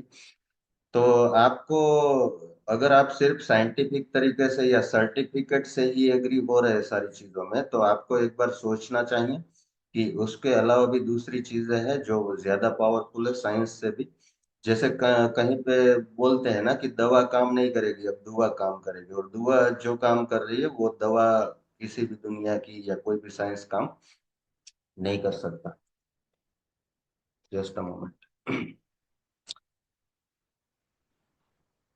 और ज्यादातर लोगों का ये क्वेश्चन होता है ना कि बच्चे को क्या बेनिफिट होगा, एकेडमिक में क्या बेनिफिट होगा, पढ़ाई में क्या बेनिफिट होगा। तो एक और एग्जांपल है कि हम जब किसी सॉन्ग को सुनते हैं तो वो सॉन्ग हमें याद हो जाता है, हमें याद करने की जरूरत नहीं है, वो लिरिक्स हमें अपने आप याद हो जाते हैं। कहीं पे हमने उसको रिपीट नहीं किया है, लिखा नहीं है। जबकि एक बच्चा जब पढ़ाई करने जाता है तो बार बार एक ही कंटेंट को हम उसको रिपीट करवाते हैं याद करवाने के लिए, या बार बार उससे पढ़ाई करवाते हैं, ट्यूशन में भेजते हैं, कोचिंग में भेजते हैं। लगातार 50 बार उससे रिपीट करवाते हैं तब भी वो याद नहीं रख पाता है। तो ऐसा क्यों होता है कि सॉन्ग के लिरिक्स चाहे कितने भी डिफिकल्ट हो, दूसरी लैंग्वेज का भी आप ऑब्जर्व करना, जो लैंग्वेज आप बोलते नहीं हो उस लैंग्वेज का सॉन्ग भी आपको याद हो जाएगा, है ना, पंजाबी, मराठी, दूसरी लैंग्वेज का, जबकि आप जानते नहीं हो उसका मीनिंग, फिर भी आपको आपको लिरिक्स वर्ड टू वर्ड याद होंगे उस सॉन्ग के। तो ऐसा क्यों होता है कि सॉन्ग हमें याद हो जाता है, लिरिक्स वहां पे कुछ एफर्ट लगाना नहीं पड़ता है, और वही जब हम बुक में वर्ड्स रीड कर रहे हैं तो वो याद रखने में बहुत एफर्ट लगाना पड़ता है। वो इस वजह से होता है क्योंकि म्यूजिक राइट ब्रेन से आता है। हमने जब भी म्यूजिक टोन पिच को कनेक्ट कर दिया किसी भी चीज के साथ, तो वो याद रखना हमारे लिए ज्यादा इजी हो जाता है, क्योंकि वो परमानेंट मेमोरी में चला गया, वो फीलिंग के साथ, इमोशंस के साथ कनेक्ट हो गया। इस वजह से वहां पे विदाउट एफर्ट हमें वो याद हो जाता है। और जो हम वर्ड टू वर्ड रीडिंग करके अकेले बच्चे को कहीं पे कोने में बिठा देते हैं ना, वो प्योर लेफ्ट ब्रेन का प्रोसेस है, जहाँ पे कहीं पे हम राइट ब्रेन को कनेक्ट नहीं होने देते। हम ऐसा सोचते हैं कि कुछ डिस्ट्रैक्शन नहीं होना चाहिए, कुछ भी उसको सुनाई नहीं देना चाहिए। तो वो ऐसा मोनोटोनस बोरिंग लेफ्ट ब्रेन वाला प्रोसेस हो जाता है बच्चे के साथ, कि जिसकी वजह से वो पूरा साल वहां पे कोने में बैठ कर भी कुछ याद नहीं कर पाता। तो हमें राइट ब्रेन को बीच में लाना चाहिए, और उसके रिलेटेड भी बहुत सारे कोर्स है, जैसे नेमोनिक्स का कोर्स बहुत सारे लोग सिखाते हैं, वहां पे भी राइट ब्रेन को कनेक्ट किया जाता है सब्जेक्ट के साथ। इस वजह से बच्चा ज्यादा ज्यादा याद कर पाता है, कम एफर्ट में ज्यादा याद करके फिर वहां पे रिकॉल कर सकता है। तो हम राइट ब्रेन को एक्टिवेट कर रहे हैं, और जितना राइट ब्रेन को हम ज्यादा एक्टिवेट करेंगे ना, उतना ही उसकी मेमोरी अपने आप बढ़ेगी, अपने आप शार्प होगी, और जिसका रिफ्लेक्शन उसके परसेंटेज में, उसके रिजल्ट में भी दिखेगा, दूसरी चीजों में भी दिखेगा। और स्टीव जॉब्स ने भी बताया है कि अगर आप अपने हार्ट और इंट्यूशन को फॉलो करोगे तो ऑलवेज वो आपको सही प्रॉब्लम का सॉल्यूशन भी बताएगा। और वो आपका कॉलिंग क्या है, आप आपका लाइफ में पर्पस क्या होना चाहिए, किस किस चीज के लिए आपको बनाया है यूनिवर्स ने, तो वो भी आपका हार्ट, आपका इंट्यूशन क्लियरली बताता है। लेकिन ज्यादातर हम लेफ्ट ब्रेन की ही सुनते हैं, और इस वजह से हम समझ नहीं पाते, उसको फॉलो नहीं कर पाते। और बिल गेट्स ने भी बताया है कि often you have to rely on intuition, कि इंट्यूशन पे आपको डिपेंड रहना ही पड़ेगा, तब जाके आप कुछ बड़े सॉल्यूशंस कर पाएंगे। और वॉरेन बफेट के बारे में भी आपने सुना होगा, है ना, कि स्टॉक मार्केट का किंग है, दुनिया का सबसे बड़ा इन्वेस्टर है। तो उसने भी बताया है अपने इंटरव्यू में कि मैं ज्यादातर डिसीजन इंट्यूटिवली लेता हूँ, और लॉन्ग टर्म प्लानिंग के साथ, विजन के साथ लेता हूँ। तो वो भी पूरा राइट ब्रेन का ही प्रोसेस है। तो जितने भी लोग कैलकुलेट करके सॉफ्टवेयर के जरिए स्टॉक मार्केट में काम कर रहे हैं, वो कभी उन्होंने प्रॉफिट नहीं किया है ना, हम लोग देख रहे हैं अपने आसपास के लोग। लेकिन ये यहाँ पे भी जो लोग ज्यादा इंट्यूटिव होंगे ना, वही ज्यादा प्रॉफिट कर सकते हैं। मैथमेटिक्स इतना पावरफुल नहीं है, यूनिवर्स के सामने मैथमेटिक्स बहुत छोटा है।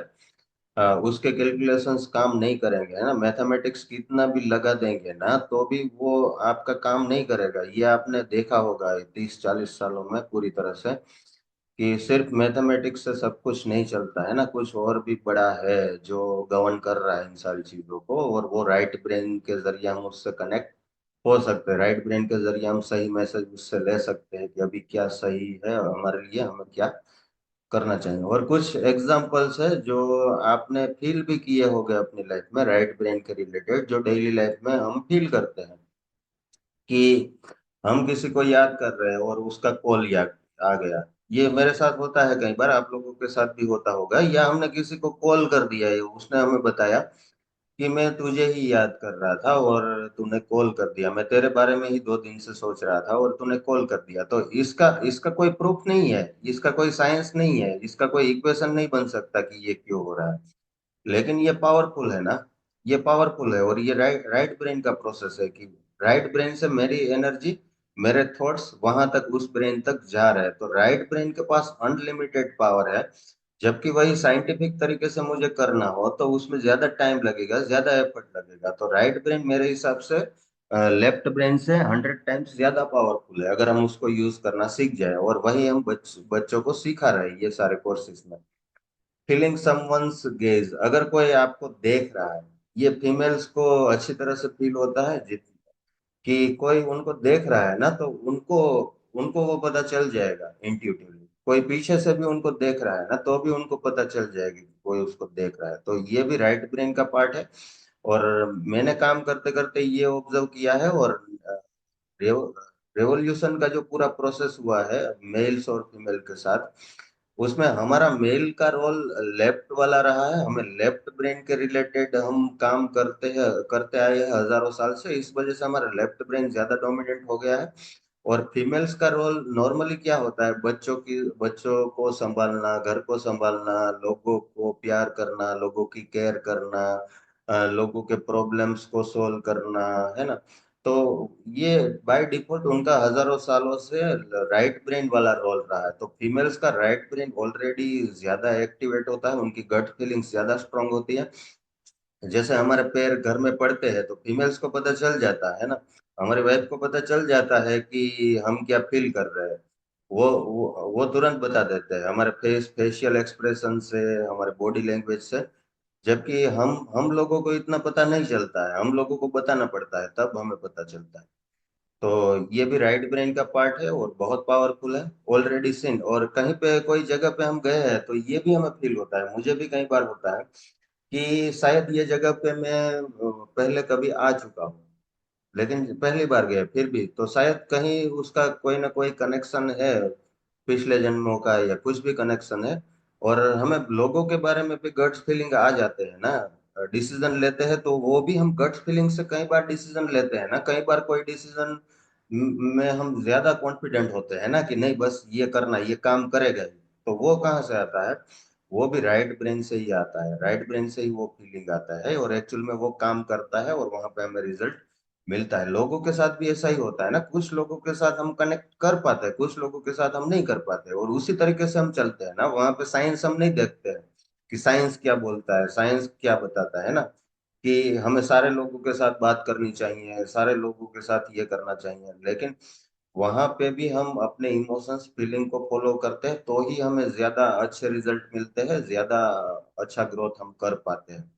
तो सिर्फ साइंस या जो नॉर्मल रूल्स बने हैं उस हिसाब से चलने से हमें ज्यादा ग्रोथ नहीं हो सकता। हमारा गट फीलिंग जितना स्ट्रांग होगा, हमारा इंट्यूशन जितना स्ट्रांग होगा, उतना ही हम normal day to day activity में अच्छा कर पाएंगे, अच्छे लोगों के साथ कनेक्ट हो पाएंगे। Knowing the outcome before it happens, तो कई बार हमें होने से पहले ही भी कई चीजों के बारे में पता चल जाता है, छोटी छोटी चीजों के बारे में। और ये बच्चों के साथ बहुत होता है, बच्चे बहुत बार बता देते हैं। ब्लाइंड फोल्ड लगा के जब हम प्रैक्टिस करते हैं बच्चों के साथ, तो उनके पेरेंट्स आने वाले होते हैं तो उनको पता चल जाता है कि मेरे पेरेंट्स आ रहे हैं, और एक्चुअल में ऐसा होता है। Dreams that later come true, तो ऐसे ड्रीम्स भी बहुत सारे लोगों को आते हैं जो बाद में सही होते हैं। ये भी राइट ब्रेन का ही एक एग्जांपल है। Non verbal communication between child and mother, एक बच्चे और मदर का जो पूरा कनेक्शन होता है ना, वो राइट ब्रेन से होता है पूरी तरह से। बच्चा कुछ भी नहीं बताता ना, फिर भी माँ को पता चल जाता है कि उसको भूख लगी है, उसको ये हुआ है, उसको वो हुआ है। तो क्यों पता चल जाता है, क्योंकि माँ इमोशनली एनर्जेटिक फील्ड के जरिए वो बच्चे के साथ पूरी तरह से कनेक्टेड है। इस वजह से बच्चा दूर है और वो नेगेटिव फील कर रहा है ना, तो भी माँ को पता चल जाता है। ऐसे बहुत सारे एग्जाम्पल है। ये बहुत पावरफुल है, लेकिन इसका कोई साइंटिफिक प्रूफ नहीं है और साइंस इसको प्रूव भी नहीं कर सकता है ना। लेकिन ये जितना भी हम इसकी प्रैक्टिस करेंगे, इसको बिल्ड करेंगे, उतना हम लाइफ में अच्छा कर पाएंगे, उतना दूसरे लोगों को हम अच्छा फील कर पाएंगे, दूसरे लोगों को अच्छा हेल्प कर पाएंगे। कहीं पे कोई हमें आइडियाज आया है ना, मुझे मुझे ज्यादातर आइडियाज जो मेरे प्रॉब्लम्स होते हैं काम के रिलेटेड, उसके आइडिया सुबह के टाइम पे आते हैं। जब मैं मेडिटेशन से वापस आता हूँ तो उस टाइम पे मुझे बहुत ही स्ट्रांग आइडियाज आते हैं, बहुत ही स्ट्रांग फीलिंग्स आती है। तो ये आप लोगों को भी होता होगा। तो ये सारी राइट ब्रेन की एक्टिविटी है। अ, अचानक से कुछ पॉप अप हो गया है ना, बहुत दिनों से हम सोच रहे थे, एक प्रॉब्लम था और अचानक से कुछ ग्लो हो गया, बस नहीं ऐसे हो जाएगा। और वो सही होता है। तो इसका कोई साइंस नहीं है, इसके साइंस के पास कोई प्रूफ भी नहीं होगा। और वो यूनिवर्स ने हमें भेजा है, हमें चाहिए था उसका सॉल्यूशन, तो यूनिवर्स कहीं ना कहीं किसी तरीके से वो हमारे पास ऐसे लोगों को या ऐसे सॉल्यूशंस को भेज देता है, इंस्टेंटली स्पॉटिंग लाइस और हिडन ट्रूथ। कई बार हमें पता चल जाता है ना, कोई झूठ बोलता है तो उसका इंट्यूशन हो जाता है, सही बोलता है तो उसका हो जाता है। इमोशंस फीलिंग्स पूरी तरह से राइट ब्रेन से आते हैं। तो 90% आज की डेट में भी जो कुछ भी हम कर रहे हैं ना, वो राइट ब्रेन से कर रहे हैं, अनसाइंटिफिक तरीके से हम कर रहे हैं पूरी पूरी तरीके से। अगर साइंटिफिक तरीके से सारी चीजों को करने लगेंगे ना, तो ये जो हेड है ना, वो पूरी तरह से ब्लास्ट हो जाएगा, पूरी तरह से आप स्ट्रेस में आ जाएंगे। तो सारी चीजें साइंटिफिक तरीके से नहीं हो सकती, हमें दोनों चीजों को साथ में लेके चलना है ना। सारी चीजों के अप्रूवल नहीं हो सकते, फिर भी हम करते हैं ना, विदाउट अप्रूवल भी करते हैं। साइंस मना कर रहा है फिर भी हम करते हैं, क्योंकि वही सही है हमारे लिए। और सारी चीजों को साइंस प्रूव नहीं कर सकता, साइंस बहुत छोटा है अभी। एक छोटी सी एक्सरसाइज अगर हम करें, जो बच्चों के साथ नॉर्मली हम करते हैं, कि यहाँ पे हमें कुछ वर्ड्स दिख रहे हैं और वो वो अलग अलग कलर से दिए गए हैं, तो आपको यहाँ पे कलर रीड करना है। जैसे येलो पहला वर्ड है, तो आपको येलो बोलना नहीं है, यहाँ पे ग्रीन बोलना है। आपको जो कलर है ना वो बोलना है। तो 1 मिनट आप एक्सरसाइज करिए खुद, यहाँ पे कलर आप पढ़िए, आपको वर्ड नहीं पढ़ना है, आपको कलर पढ़ना है।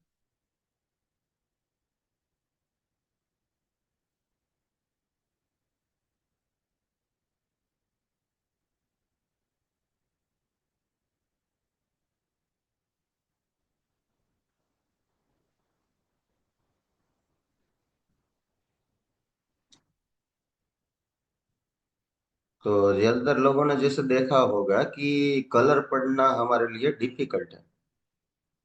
कि कलर पढ़ना क्यों डिफिकल्ट है? क्योंकि कलर पढ़ने का काम प्योर राइट ब्रेन का है और वर्ड पढ़ने का काम लेफ्ट ब्रेन का है।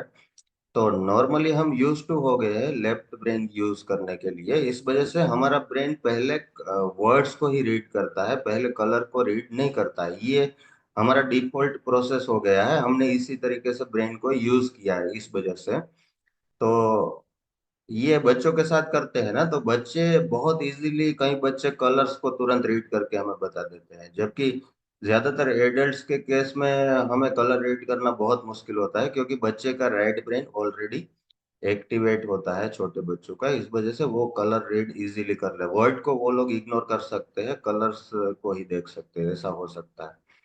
तो ये भी राइट लेफ्ट ब्रेन की एक एक्टिविटी है। तो ब्लाइंड फोल्ड क्यों करना है? जैसे मैंने पहले भी बताया कि नॉर्मली हम खुली आंखों से सारी चीजों को देख सकते हैं, हमें ब्लाइंड फोल्ड लगा के कुछ एक्टिविटी करने की जरूरत नहीं है। लेकिन ब्लाइंड फोल्ड लगाने से हम प्रूव कर सकते हैं कि थर्ड आई एक्टिवेटेड है ये बच्चे का, या उसका नहीं है। तो हमने एक्टिवेट कर दिया, उसको पता नहीं है कि कैसे यूज करना है, तो हमने उसको यूज करना सिखा दिया। तो वो एक प्रूफ की तरह है। और दूसरा रीजन ब्लाइंड फोल्ड करने का ये है मेरे लिए, कि मैं ब्लाइंड फोल्ड के जरिए बच्चे की सारी सेंसेस को इम्प्रूव कर रहा हूँ, उसकी विजुअल सेंस को मैं इम्प्रूव कर रहा हूँ, उसकी काइनेस्थेटिक को इम्प्रूव कर रहा हूँ। और ये सेंसेस को इम्प्रूव करना हमारे लिए बहुत इंपॉर्टेंट है। और सेंसेस है वो हमारा रूट है, हम कुछ भी काम कर रहे हैं उसमें हम हमारी सेंसेस का यूज कर रहे हैं, चाहे हम स्पोर्ट्स में हो, चाहे साइंस में हो, चाहे म्यूजिक में हो, हम हमारी सेंसेस का यूज कर रहे हैं। हमारी सेंसेस जितनी अच्छी होगी उतना ही हम अच्छा परफॉर्म कर सकते हैं, जो अभी तक मैंने बात की। तो ये पर्पस है ब्लाइंड फोल्ड करने का। ब्लाइंड फोल्ड के जरिए मैं सेंसेस को टारगेट करके उसको इम्प्रूव कर रहा हूँ, और ब्लाइंड फोल्ड के जरिए हम पेरेंट्स को भी दिखा रहे हैं कि हमने बच्चे को थर्ड आई कैसे यूज करना है, वो आपके बच्चे को सिखा दिया। तो ये दो पर्पस है ब्लाइंड फोल्ड करने के, वरना नॉर्मल लाइफ में हमें ब्लाइंड फोल्ड का यूज करना जरूरी नहीं है। स्पिरिचुअल बेनिफिट्स जो मैंने अभी तक आपको बताया कि बहुत सारे बेनिफिट्स हो सकते हैं विदाउट रीजन, जहाँ पे बहुत सारी चीजें हैं ना जो लॉजिक हमें आंसर नहीं दे सकता, लॉजिक उसको समझा ही नहीं सकता। तो ऐसी चीजों को इंट्यूटिवली वो ज्यादा अच्छी तरीके से समझ पाएंगे, रीजनिंग के बिना समझ पाएंगे, और वही सबसे इम्पोर्टेंट होगी उनकी लाइफ में। तो ये बेनिफिट्स होंगे बच्चों को। वो एनर्जी के साथ कनेक्ट होंगे, जो हमने अभी बात की कि उनकी एनर्जी को फील करने की सेंसेस पहले से ज्यादा अच्छी हो जाएगी, वो लोगों को अच्छी तरह से फील कर पाएंगे, लोगों के इमोशंस को पहले से ज्यादा अच्छी तरीके से फील कर पाएंगे, और वही लोग लाइफ में अच्छा काम कर सकते हैं। मेंटल एंड कॉग्निटिव बेनिफिट्स, और जो मेंटल और कॉग्निटिव बेनिफिट्स जो कि सारे लोगों को साइंटिफिक चाहिए है ना, कि उनका पढ़ाई में या दूसरी जगह क्या इम्प्रूवमेंट होगा, तो ब्लाइंड फोल्ड एक्टिविटी करने से उनका फोकस और कंसंट्रेशन बढ़ता है, ये भी पक्का है। क्योंकि ब्लाइंड फोल्ड में वो पूरी तरह से फोकस होकर कंसंट्रेट करके सारी एक्टिविटी करते हैं। और मेमोरी अपने आप बढ़ती है, जो मैंने एक्सप्लेन किया आपको कि मेमोरी जैसे ही विजुअल सेंस को मैं बढ़ा देता हूँ, विजुअल सेंस को ऊपर कर देता हूँ, तो मेमोरी अपने आप उन लोगों की बढ़ जाएगी, मुझे कुछ उनको सिखाने की जरूरत नहीं है। प्रॉब्लम सॉल्विंग स्किल भी उनकी बढ़ेगी, कि कोई बहुत बड़ा प्रॉब्लम है जो एक्चुअल में लॉजिक हमें सोल्व करके नहीं दे रहा है, तो वो इंट्यूटिवली उनकी सोल्व करने की एबिलिटी बढ़ जाएगी। आगे जाके भी वो उनकी लाइफ में कंटिन्यू काम आएगा।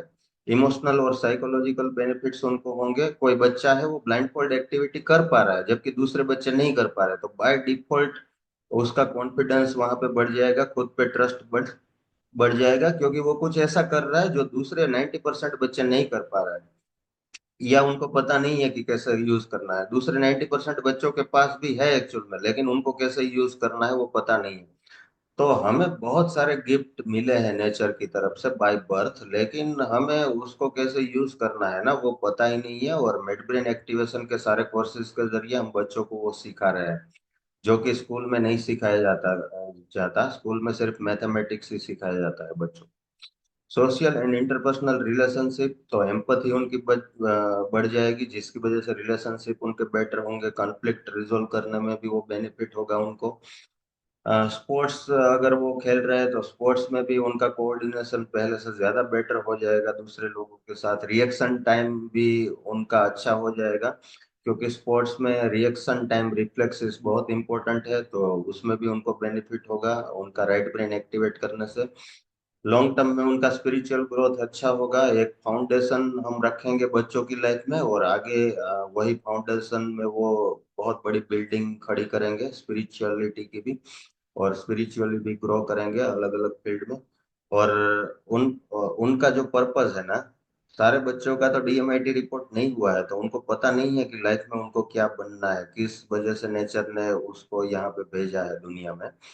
तो पर्पस के साथ वो ज्यादा अलाइन हो पाएंगे, उनको को समझ में आएगा कि उनका पर्पस क्या है, ये राइट ब्रेन एक्टिवेट करने से।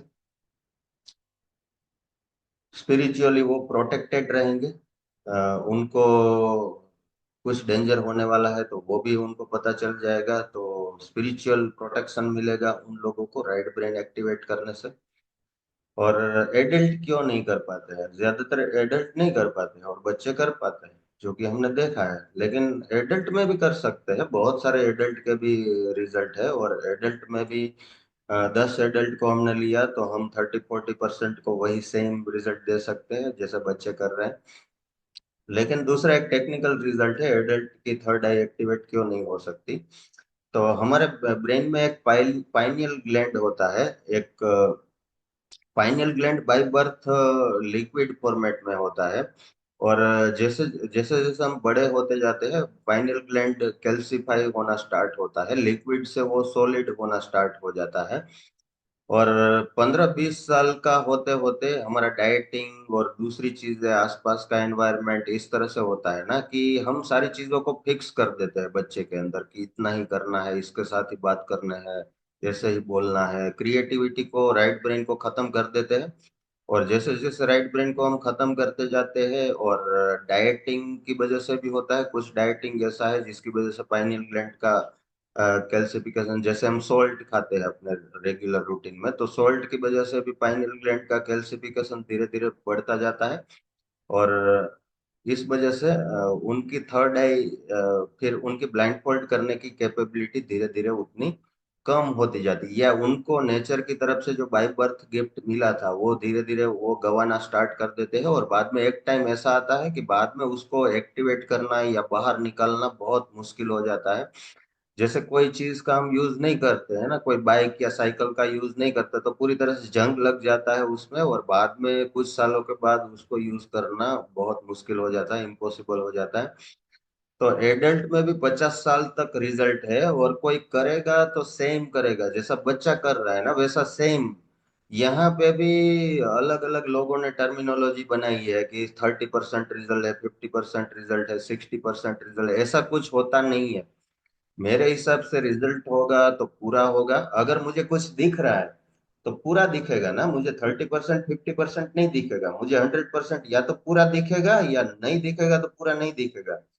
तो इसमें भी ऐसा होता है कि किसी का अगर एक थर्ड आई एक्टिवेटेड है तो उसको पूरा दिखेगा, जो बच्चे को दिख रहा है वही 50 साल का एडल्ट है उसको भी वही दिखेगा, और किसी को नहीं दिखेगा तो पूरी तरह से नहीं दिखे। ये भी लोगों ने सहूलियत के हिसाब से टर्म्स बनाया है, जैसे डीएमआईटी में कुछ टर्म्स लोगों ने सहूलियत के हिसाब से बनाया है। तो 50 साल का भी एडल्ट है उसका भी हो सकता है, लेकिन हमें पता नहीं है कि उसका नर्चरिंग किस तरह से हुआ है। कुछ लोगों की सेंसेस एक्टिवेटेड होती है तो उनका बड़ी एज में भी हो जाता है, कुछ लोगों की नहीं होती है, तो छोटी एज में बच्चे हैं उस उनको भी ज्यादा एफर्ट लगाना पड़ता है। तो ये पूरी तरह से पाइनियल ग्लैंड पे डिपेंड है, और थर्ड आई हम एक्चुअल में उनका एक्टिवेट कर रहे हैं। जब बच्चों को पूछते हैं तो वो बताते हैं कि यहाँ से हमें दिख रहा है। तो थर्ड आई एक्टिवेट करने का काम करते हैं, और पाइनियल ग्लैंड के ऊपर आप नेट पे सर्च करेंगे तो बहुत कुछ आपको मिल जाएगा, डाइट के बारे में, दूसरी चीजों के बारे में। इस वजह से स्पिरिचुअल जो रिलीजन होते हैं उसमें बहुत सारी ऐसी प्रैक्टिसेस होती है जहाँ पाइनियल ग्लैंड को वो डीकैल्सिफाई करने की फिर से कोशिश करते हैं। लेकिन कैल्सिफिकेशन होने के बाद इतना इजी नहीं होता है। तो हम एक्चुअल में कर क्या रहे हैं, हम किसी का थर्ड आई एक्टिवेट कर रहे हैं। कोई बच्चा मेरे पास आया, मैंने कोई मंत्र तंत्र कुछ बोल दिया 2-4 मिनट में, या कोई 10-15 मिनट का म्यूजिक मैंने सुना दिया, या 10-15 मिनट की कुछ मैंने एक्टिविटी करवा दी, तो क्या ये 10-15 मिनट में करवा रहा हूँ उसकी वजह से उसका थर्ड आई एक्टिवेट हो रहा है, या ऑलरेडी उसके पास है? तो मेरा आंसर यहाँ पे ये है कि उसके पास है ऑलरेडी। हम ऐसा कुछ नहीं है कि अचानक से मैंने कुछ मैजिक कर दिया, या कुछ मैंने, मेरे पास ऐसा कुछ एनर्जी था मैंने उसको दे दिया और जिसकी वजह से वो एक दिन में करने लगा। ऐसा कुछ नहीं है, उसके पास ऑलरेडी है। और सारे बच्चे ये कर सकते हैं, सबको बाय बर्थ ये मिला है, हमें भी मिला था, लेकिन कुछ लोगों ने गवा दिया है और कुछ लोगों के पास है। तो ये कुछ 10-15 मिनट की एक्टिविटी से नहीं हो रहा है, लेकिन इसको इसको सही तरीके से बाहर निकलने का भी एक तरीका है, एक मेथड है जो हमने डेवलप किया है काम करते करते, कि सारे बच्चों में है, लेकिन सही तरीके से उसको कैसे रियलाइज करवाया जाए और उसका उसका बेनिफिट हो, इस तरीके से कैसे उनके साथ एक्टिविटी करवाई जाए, तो ये सबसे इम्पोर्टेंट है। तो ये कोई ट्रिक नहीं है, ये हमें ऑलरेडी मिला हुआ है नेचर की तरफ से। तो बहुत सारे लोग पूछते हैं कि ये परमानेंट है या भूल तो नहीं जाएंगे।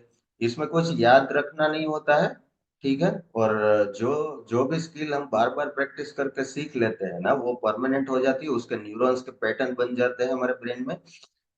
जो कि साइंस ने डिस्कवर किया है, जो मैं बोल रहा हूँ उसके न्यूरॉन्स के पैटर्न बन जाते हैं और बाद में वो पैटर्न परमानेंट रहते हैं। जैसे आपने एबीसीडी सीख ली, बार बार लगातार रिपीट करके एबीसीडी सीख ली, अब मैं आपको बोलूँ कि आप उसको डिलीट कर दो तो आप डिलीट नहीं कर सकते हो, उसके पैटर्न आप जब तक जिंदा है आपके साथ रहेंगे। लेकिन जो जबरदस्ती सिखाया जा रहा है ना बच्चे को, जहाँ पे बच्चे को इंटरेस्ट नहीं है, बच्चे को कोई फीलिंग नहीं है उसके रिलेटेड, तो एक्चुअल में वो सीख नहीं रहा है। इस वजह से हमें लगता है कि उसको हमने बताया, उसको सिखाया और फिर डिलीट हो गया। एक्चुअल में वो सीख ही नहीं रहा है, इस वजह से वो बाद में उसको रिकॉल भी नहीं कर पा रहा, सही तरीके से वो प्रोसेस नहीं हो रही है, इस वजह से ये हो रहा है। और इस वजह से हमें ऐसा लगता है कि वो भूल रहा है।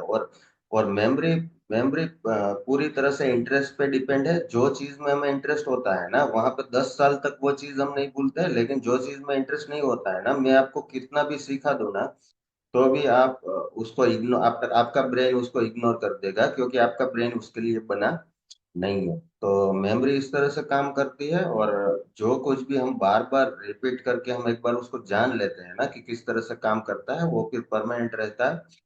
वहां पे भूलना याद करना ऐसा कुछ नहीं होता है। तो बहुत सारे क्विक फिक्सेस है जो मिड ब्रेन में भी चल रहे हैं ना, कि मैं आपको ये म्यूजिक दे दूंगा तो आप 100% आपको हो जाएगा, है ना। जैसे डीएमआईटी में लोग बेचने के लिए कुछ भी कर रहे हैं, ऐसा मिड ब्रेन में भी लोग कर रहे हैं कि मिड ब्रेन एक्टिवेशन सॉफ्टवेयर, जैसे डीएमआईटी सॉफ्टवेयर दे रहे हैं, वो तो एग्री करते हैं कि सॉफ्टवेयर है, लेकिन लोग मिड ब्रेन को भी सॉफ्टवेयर की तरह सेल कर रहे हैं। मिड ब्रेन एक ट्रेनिंग है जो हम बच्चों के साथ साइकोलॉजिकली कर रहे हैं, एक साइकोलॉजिकली प्रैक्टिकल पूरा कोर्स है। एक्सरसाइज अलग अलग हम बच्चों से करवाते हैं सेंसेस के रिलेटेड। तो ये कोई सॉफ्टवेयर नहीं है कि मैंने कोई सॉफ्टवेयर कहीं पे लगा दिया और बच्चा एक्टिवेट हो गया, है ना। इसको इस तरह से नहीं करना चाहिए। तो हमारा अप्रोच कम्प्लीटली डिफरेंट है, और इस वजह से चाहे कोई भी बच्चा आप मुझे दे दो, चाहे 40% वाला हो, 90% वाला हो, और जो जो वीडियो शुरुआत में मैंने दिखा है, जो 10 साल पहले मैंने काम किया, तो सारे बच्चे डिस्टेंस की एक्टिविटी कर सकते हैं ना। ऐसा कोई बच्चा नहीं होता है कि जो डिस्टेंस आइडेंटिफाई नहीं कर सकता। पहले दिन से शुरुआत से हमें वो रिजल्ट मिले हैं, और अभी तो हमने बहुत अपडेट कर दिया है सारी चीजों को। तो कोई भी बच्चा इसको कर सकता है। लेकिन यहाँ पे वार्निंग ये है कि अगर आपके आपको पता नहीं है कि बच्चों के साथ कैसे डील करना है, बच्चों के साथ कैसे बात करनी है, बच्चों का कॉन्फिडेंस कैसे बढ़ाना है, तो दोनों चीजें हो सकती है, जो कि बहुत सारे लोगों ने एक्सपीरियंस की है जिनके बच्चे मिड ब्रेन में गए हैं। मिड ब्रेन की वजह से बच्चे का परफॉर्मेंस डाउन भी हो सकता है या अप भी हो सकता है। सारी ट्रेनिंग में ये हो सकता है, अकेले मिड ब्रेन में नहीं। अगर आप बच्चों को सही तरीके से टैकल कैसे करना है वो जानते नहीं है, तो बच्चा अपना कॉन्फिडेंस लूज करके भी घर जा सकता है या अपना कॉन्फिडेंस बढ़ा के भी घर जा सकता है। तो अगर बच्चों के साथ कैसे काम करना है, किस तरह से इसको अप्लाई करना है, सही तरीका क्या होना चाहिए, ये आपको पता नहीं है, तो आपको ये बिल्कुल नहीं करना चाहिए। और ज्यादातर लोग बच्चों को डरा के बच्चे का कॉन्फिडेंस डाउन करके भेज रहे हैं, क्योंकि उनको पहले बच्चों के साथ काम करने का एक्सपीरियंस ही नहीं है। सिर्फ ब्लाइंड फोल्ड देखकर या पैसे कमाने के चक्कर में वो लोग इसमें आ गए हैं, और जिसकी वजह से वो बच्चे को बेनिफिट करने की बजाय बच्चों को डैमेज कर रहे हैं। तो अगर आपको बच्चों के साथ काम करने का एक्सपीरियंस नहीं है, और अगर सही ट्रेनिंग आपको नहीं मिली है, तो मैं रेकमेंड करूंगा कि नहीं करना चाहिए। जैसे डीएमआईटी में भी सारे लोगों को मैं बताता हूँ कि अगर आप श्योर नहीं है तो आप इसको प्रैक्टिस मत कीजिए, पहले सीख लीजिए और बाद में इसको प्रैक्टिस कीजिए। ठीक है, कुछ और डेमोस है जो मैं दिखाता हूँ आप लोगों को।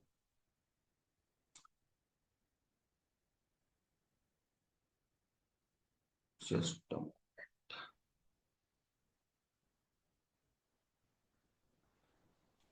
पर आपकी आवाज नहीं आ रही।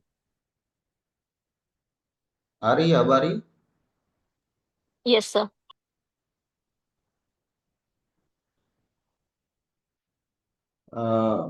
मैंने एक जगह पे काम किया था, पौंडीचेरी में। 7-8 साल पहले मैंने पौंडीचेरी में एक जगह पे काम किया था, और बाद में वो जो ट्रेनर थे उनका ही बच्चा था, और वो स्केटिंग करता था, और वो नेशनल लेवल पे स्केटिंग खेल भी रहा है अभी। और उसने एक वर्ल्ड रिकॉर्ड परफॉर्म किया था स्केटिंग में। ये 6-7 साल पहले की बात है, और वो एक वीडियो है पुराना मेरे पास, तो मैं आपको बताता हूँ। इसमें लैंग्वेज तो समझ में नहीं आएगी, लेकिन मैं वीडियो आपको दिखा रहा हूँ। तो जब कोई बच्चा वर्ल्ड रिकॉर्ड परफॉर्म करता है, तो वहां पे पूरी तरह से चेक किया जाता है ना, वहां पे भी साइंटिफिकली उसको चेक किया जाता है कि एक्चुअल में वो सही तरीके से कर रहा है कि नहीं कर रहा है। और अभी मैं थोड़े दिन पहले जलगांव में एक जगह ट्रेनिंग करने गया था, वहां पे भी एक बच्ची ने ब्लाइंड फोल्ड का एक वर्ल्ड रिकॉर्ड परफॉर्म किया। तो ये सारी चीजें हैं, चाहे हम बिलीव करें या ना करें, उससे कोई फर्क नहीं पड़ता।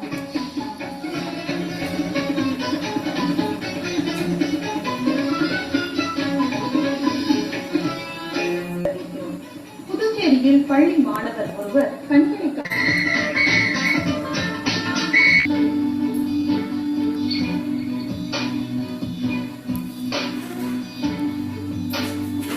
புதுச்சேரி லாஸ்பேட்டையைச் சேர்ந்த 8ஆம் வகுப்பு மாணவர் அரவிந்த். இவர் அங்குள்ள கேந்திர வித்யாலயா பள்ளியில் படித்து வருகிறார். ஸ்கேட்டிங் மீது மிகுந்த ஆர்வம் கொண்ட இவர் கடந்த 5 ஆண்டுகளாக ஸ்கேட்டிங் பயிற்சி முயற்சியை மேற்கொண்டு வருகிறார்.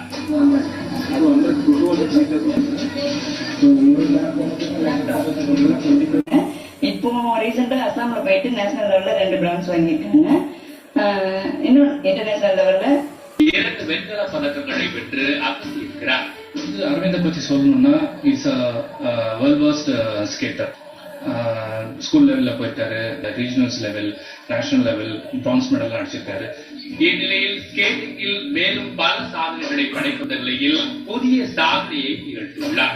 இப்போ 5000 மீட்டர்ஸ் கண்ணகடி ஸ்கேட் பண்ணியிருக்கேன். 5000 மீட்டர்ஸ் வந்து 12 minutes 3 secondsல முடிச்சிருக்கேன். ரொம்ப ஹாப்பியா இருக்கு. நான் இந்த 5 yearsல வந்து நிறைய ஸ்டேட் லெவல் நேஷனல் லெவல் மீட்ஸ்லாம் அட்டென்ட் பண்ணியிருக்கேன்.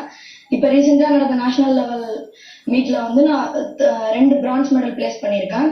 எனக்கு இந்தியா ரெப்ரசன்ட் பண்ணி ஏசியன் கேம்ஸ்ல பார்ட்டிசிபேட் பண்ணணும், அதுல மெடல் அடிக்கணும்னு ஆசை இருக்கு.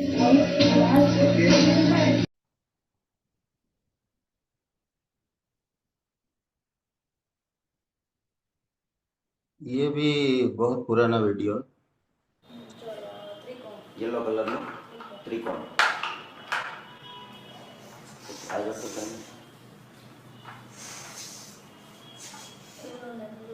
येलो में શું છે એમાં? એક ચોરસ ને બરાબર જોયું.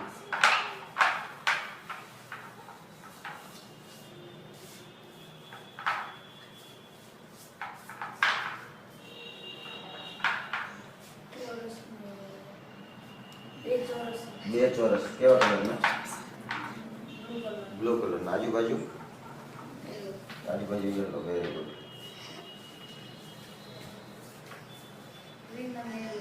ગ્રીન અને યેલો. યેલો કલરનો સ્ટાર ને આજુબાજુ ગ્રીન.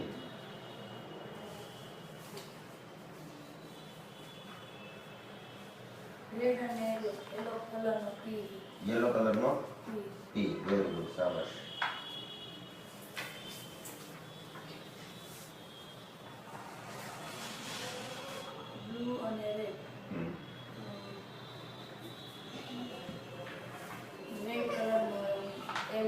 રેડ કલરનો એલ. Very good.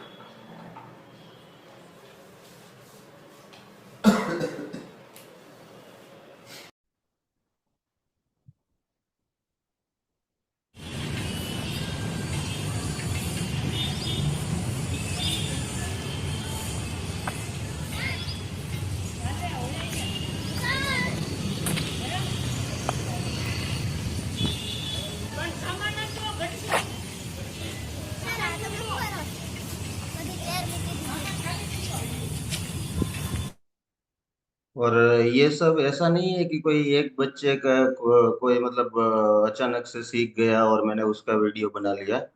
ये मेरे पास अगर आप 10 बच्चों को लाओगे ना तो मैं 10 के 10 बच्चे से ये करवा सकता हूँ। और वही हमारा यूएसपी है। और वो मेथड हमें पता है और हम उस मेथड से जाएंगे तो 10 के 10 बच्चे से करवा सकते हैं। और इसी वजह से हम इतना अच्छा काम कर पाते हैं। ये कोई हम ऐसा नहीं है कि 10 बच्चे ले लिए और अचानक से किसी की सेंस अच्छी थी और वो करने लगा।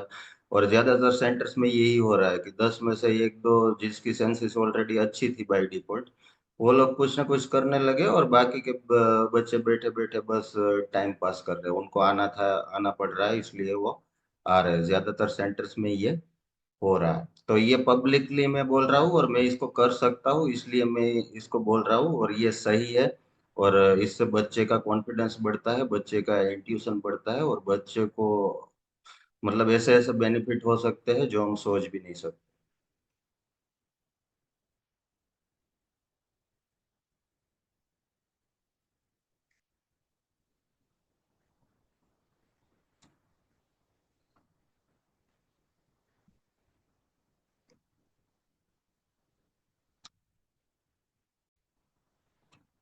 ये केविन पीटरसन इंग्लैंड का फेमस क्रिकेटर है, आप में से कुछ लोग जानते होंगे। तो वो भी ब्लाइंड फोल्ड क्रिकेट खेल सकता है। I'm Kevin Peterson and this is blindfold cricket.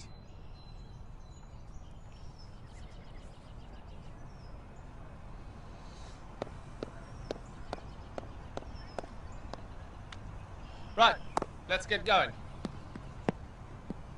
Can I hear one first, please? Sure. Coming down now. You're never hitting that. Wow. All right.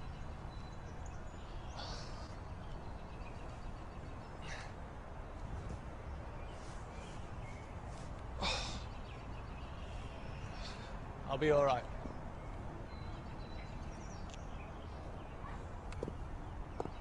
You ready? Right, I'm ready when you are. Right, coming now.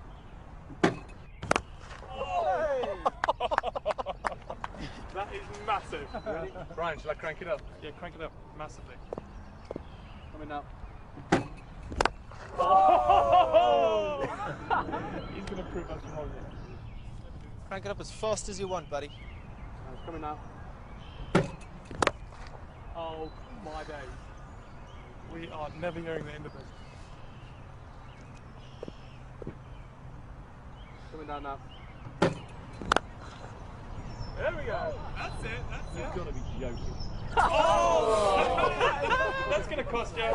That's coming now. That's ridiculous.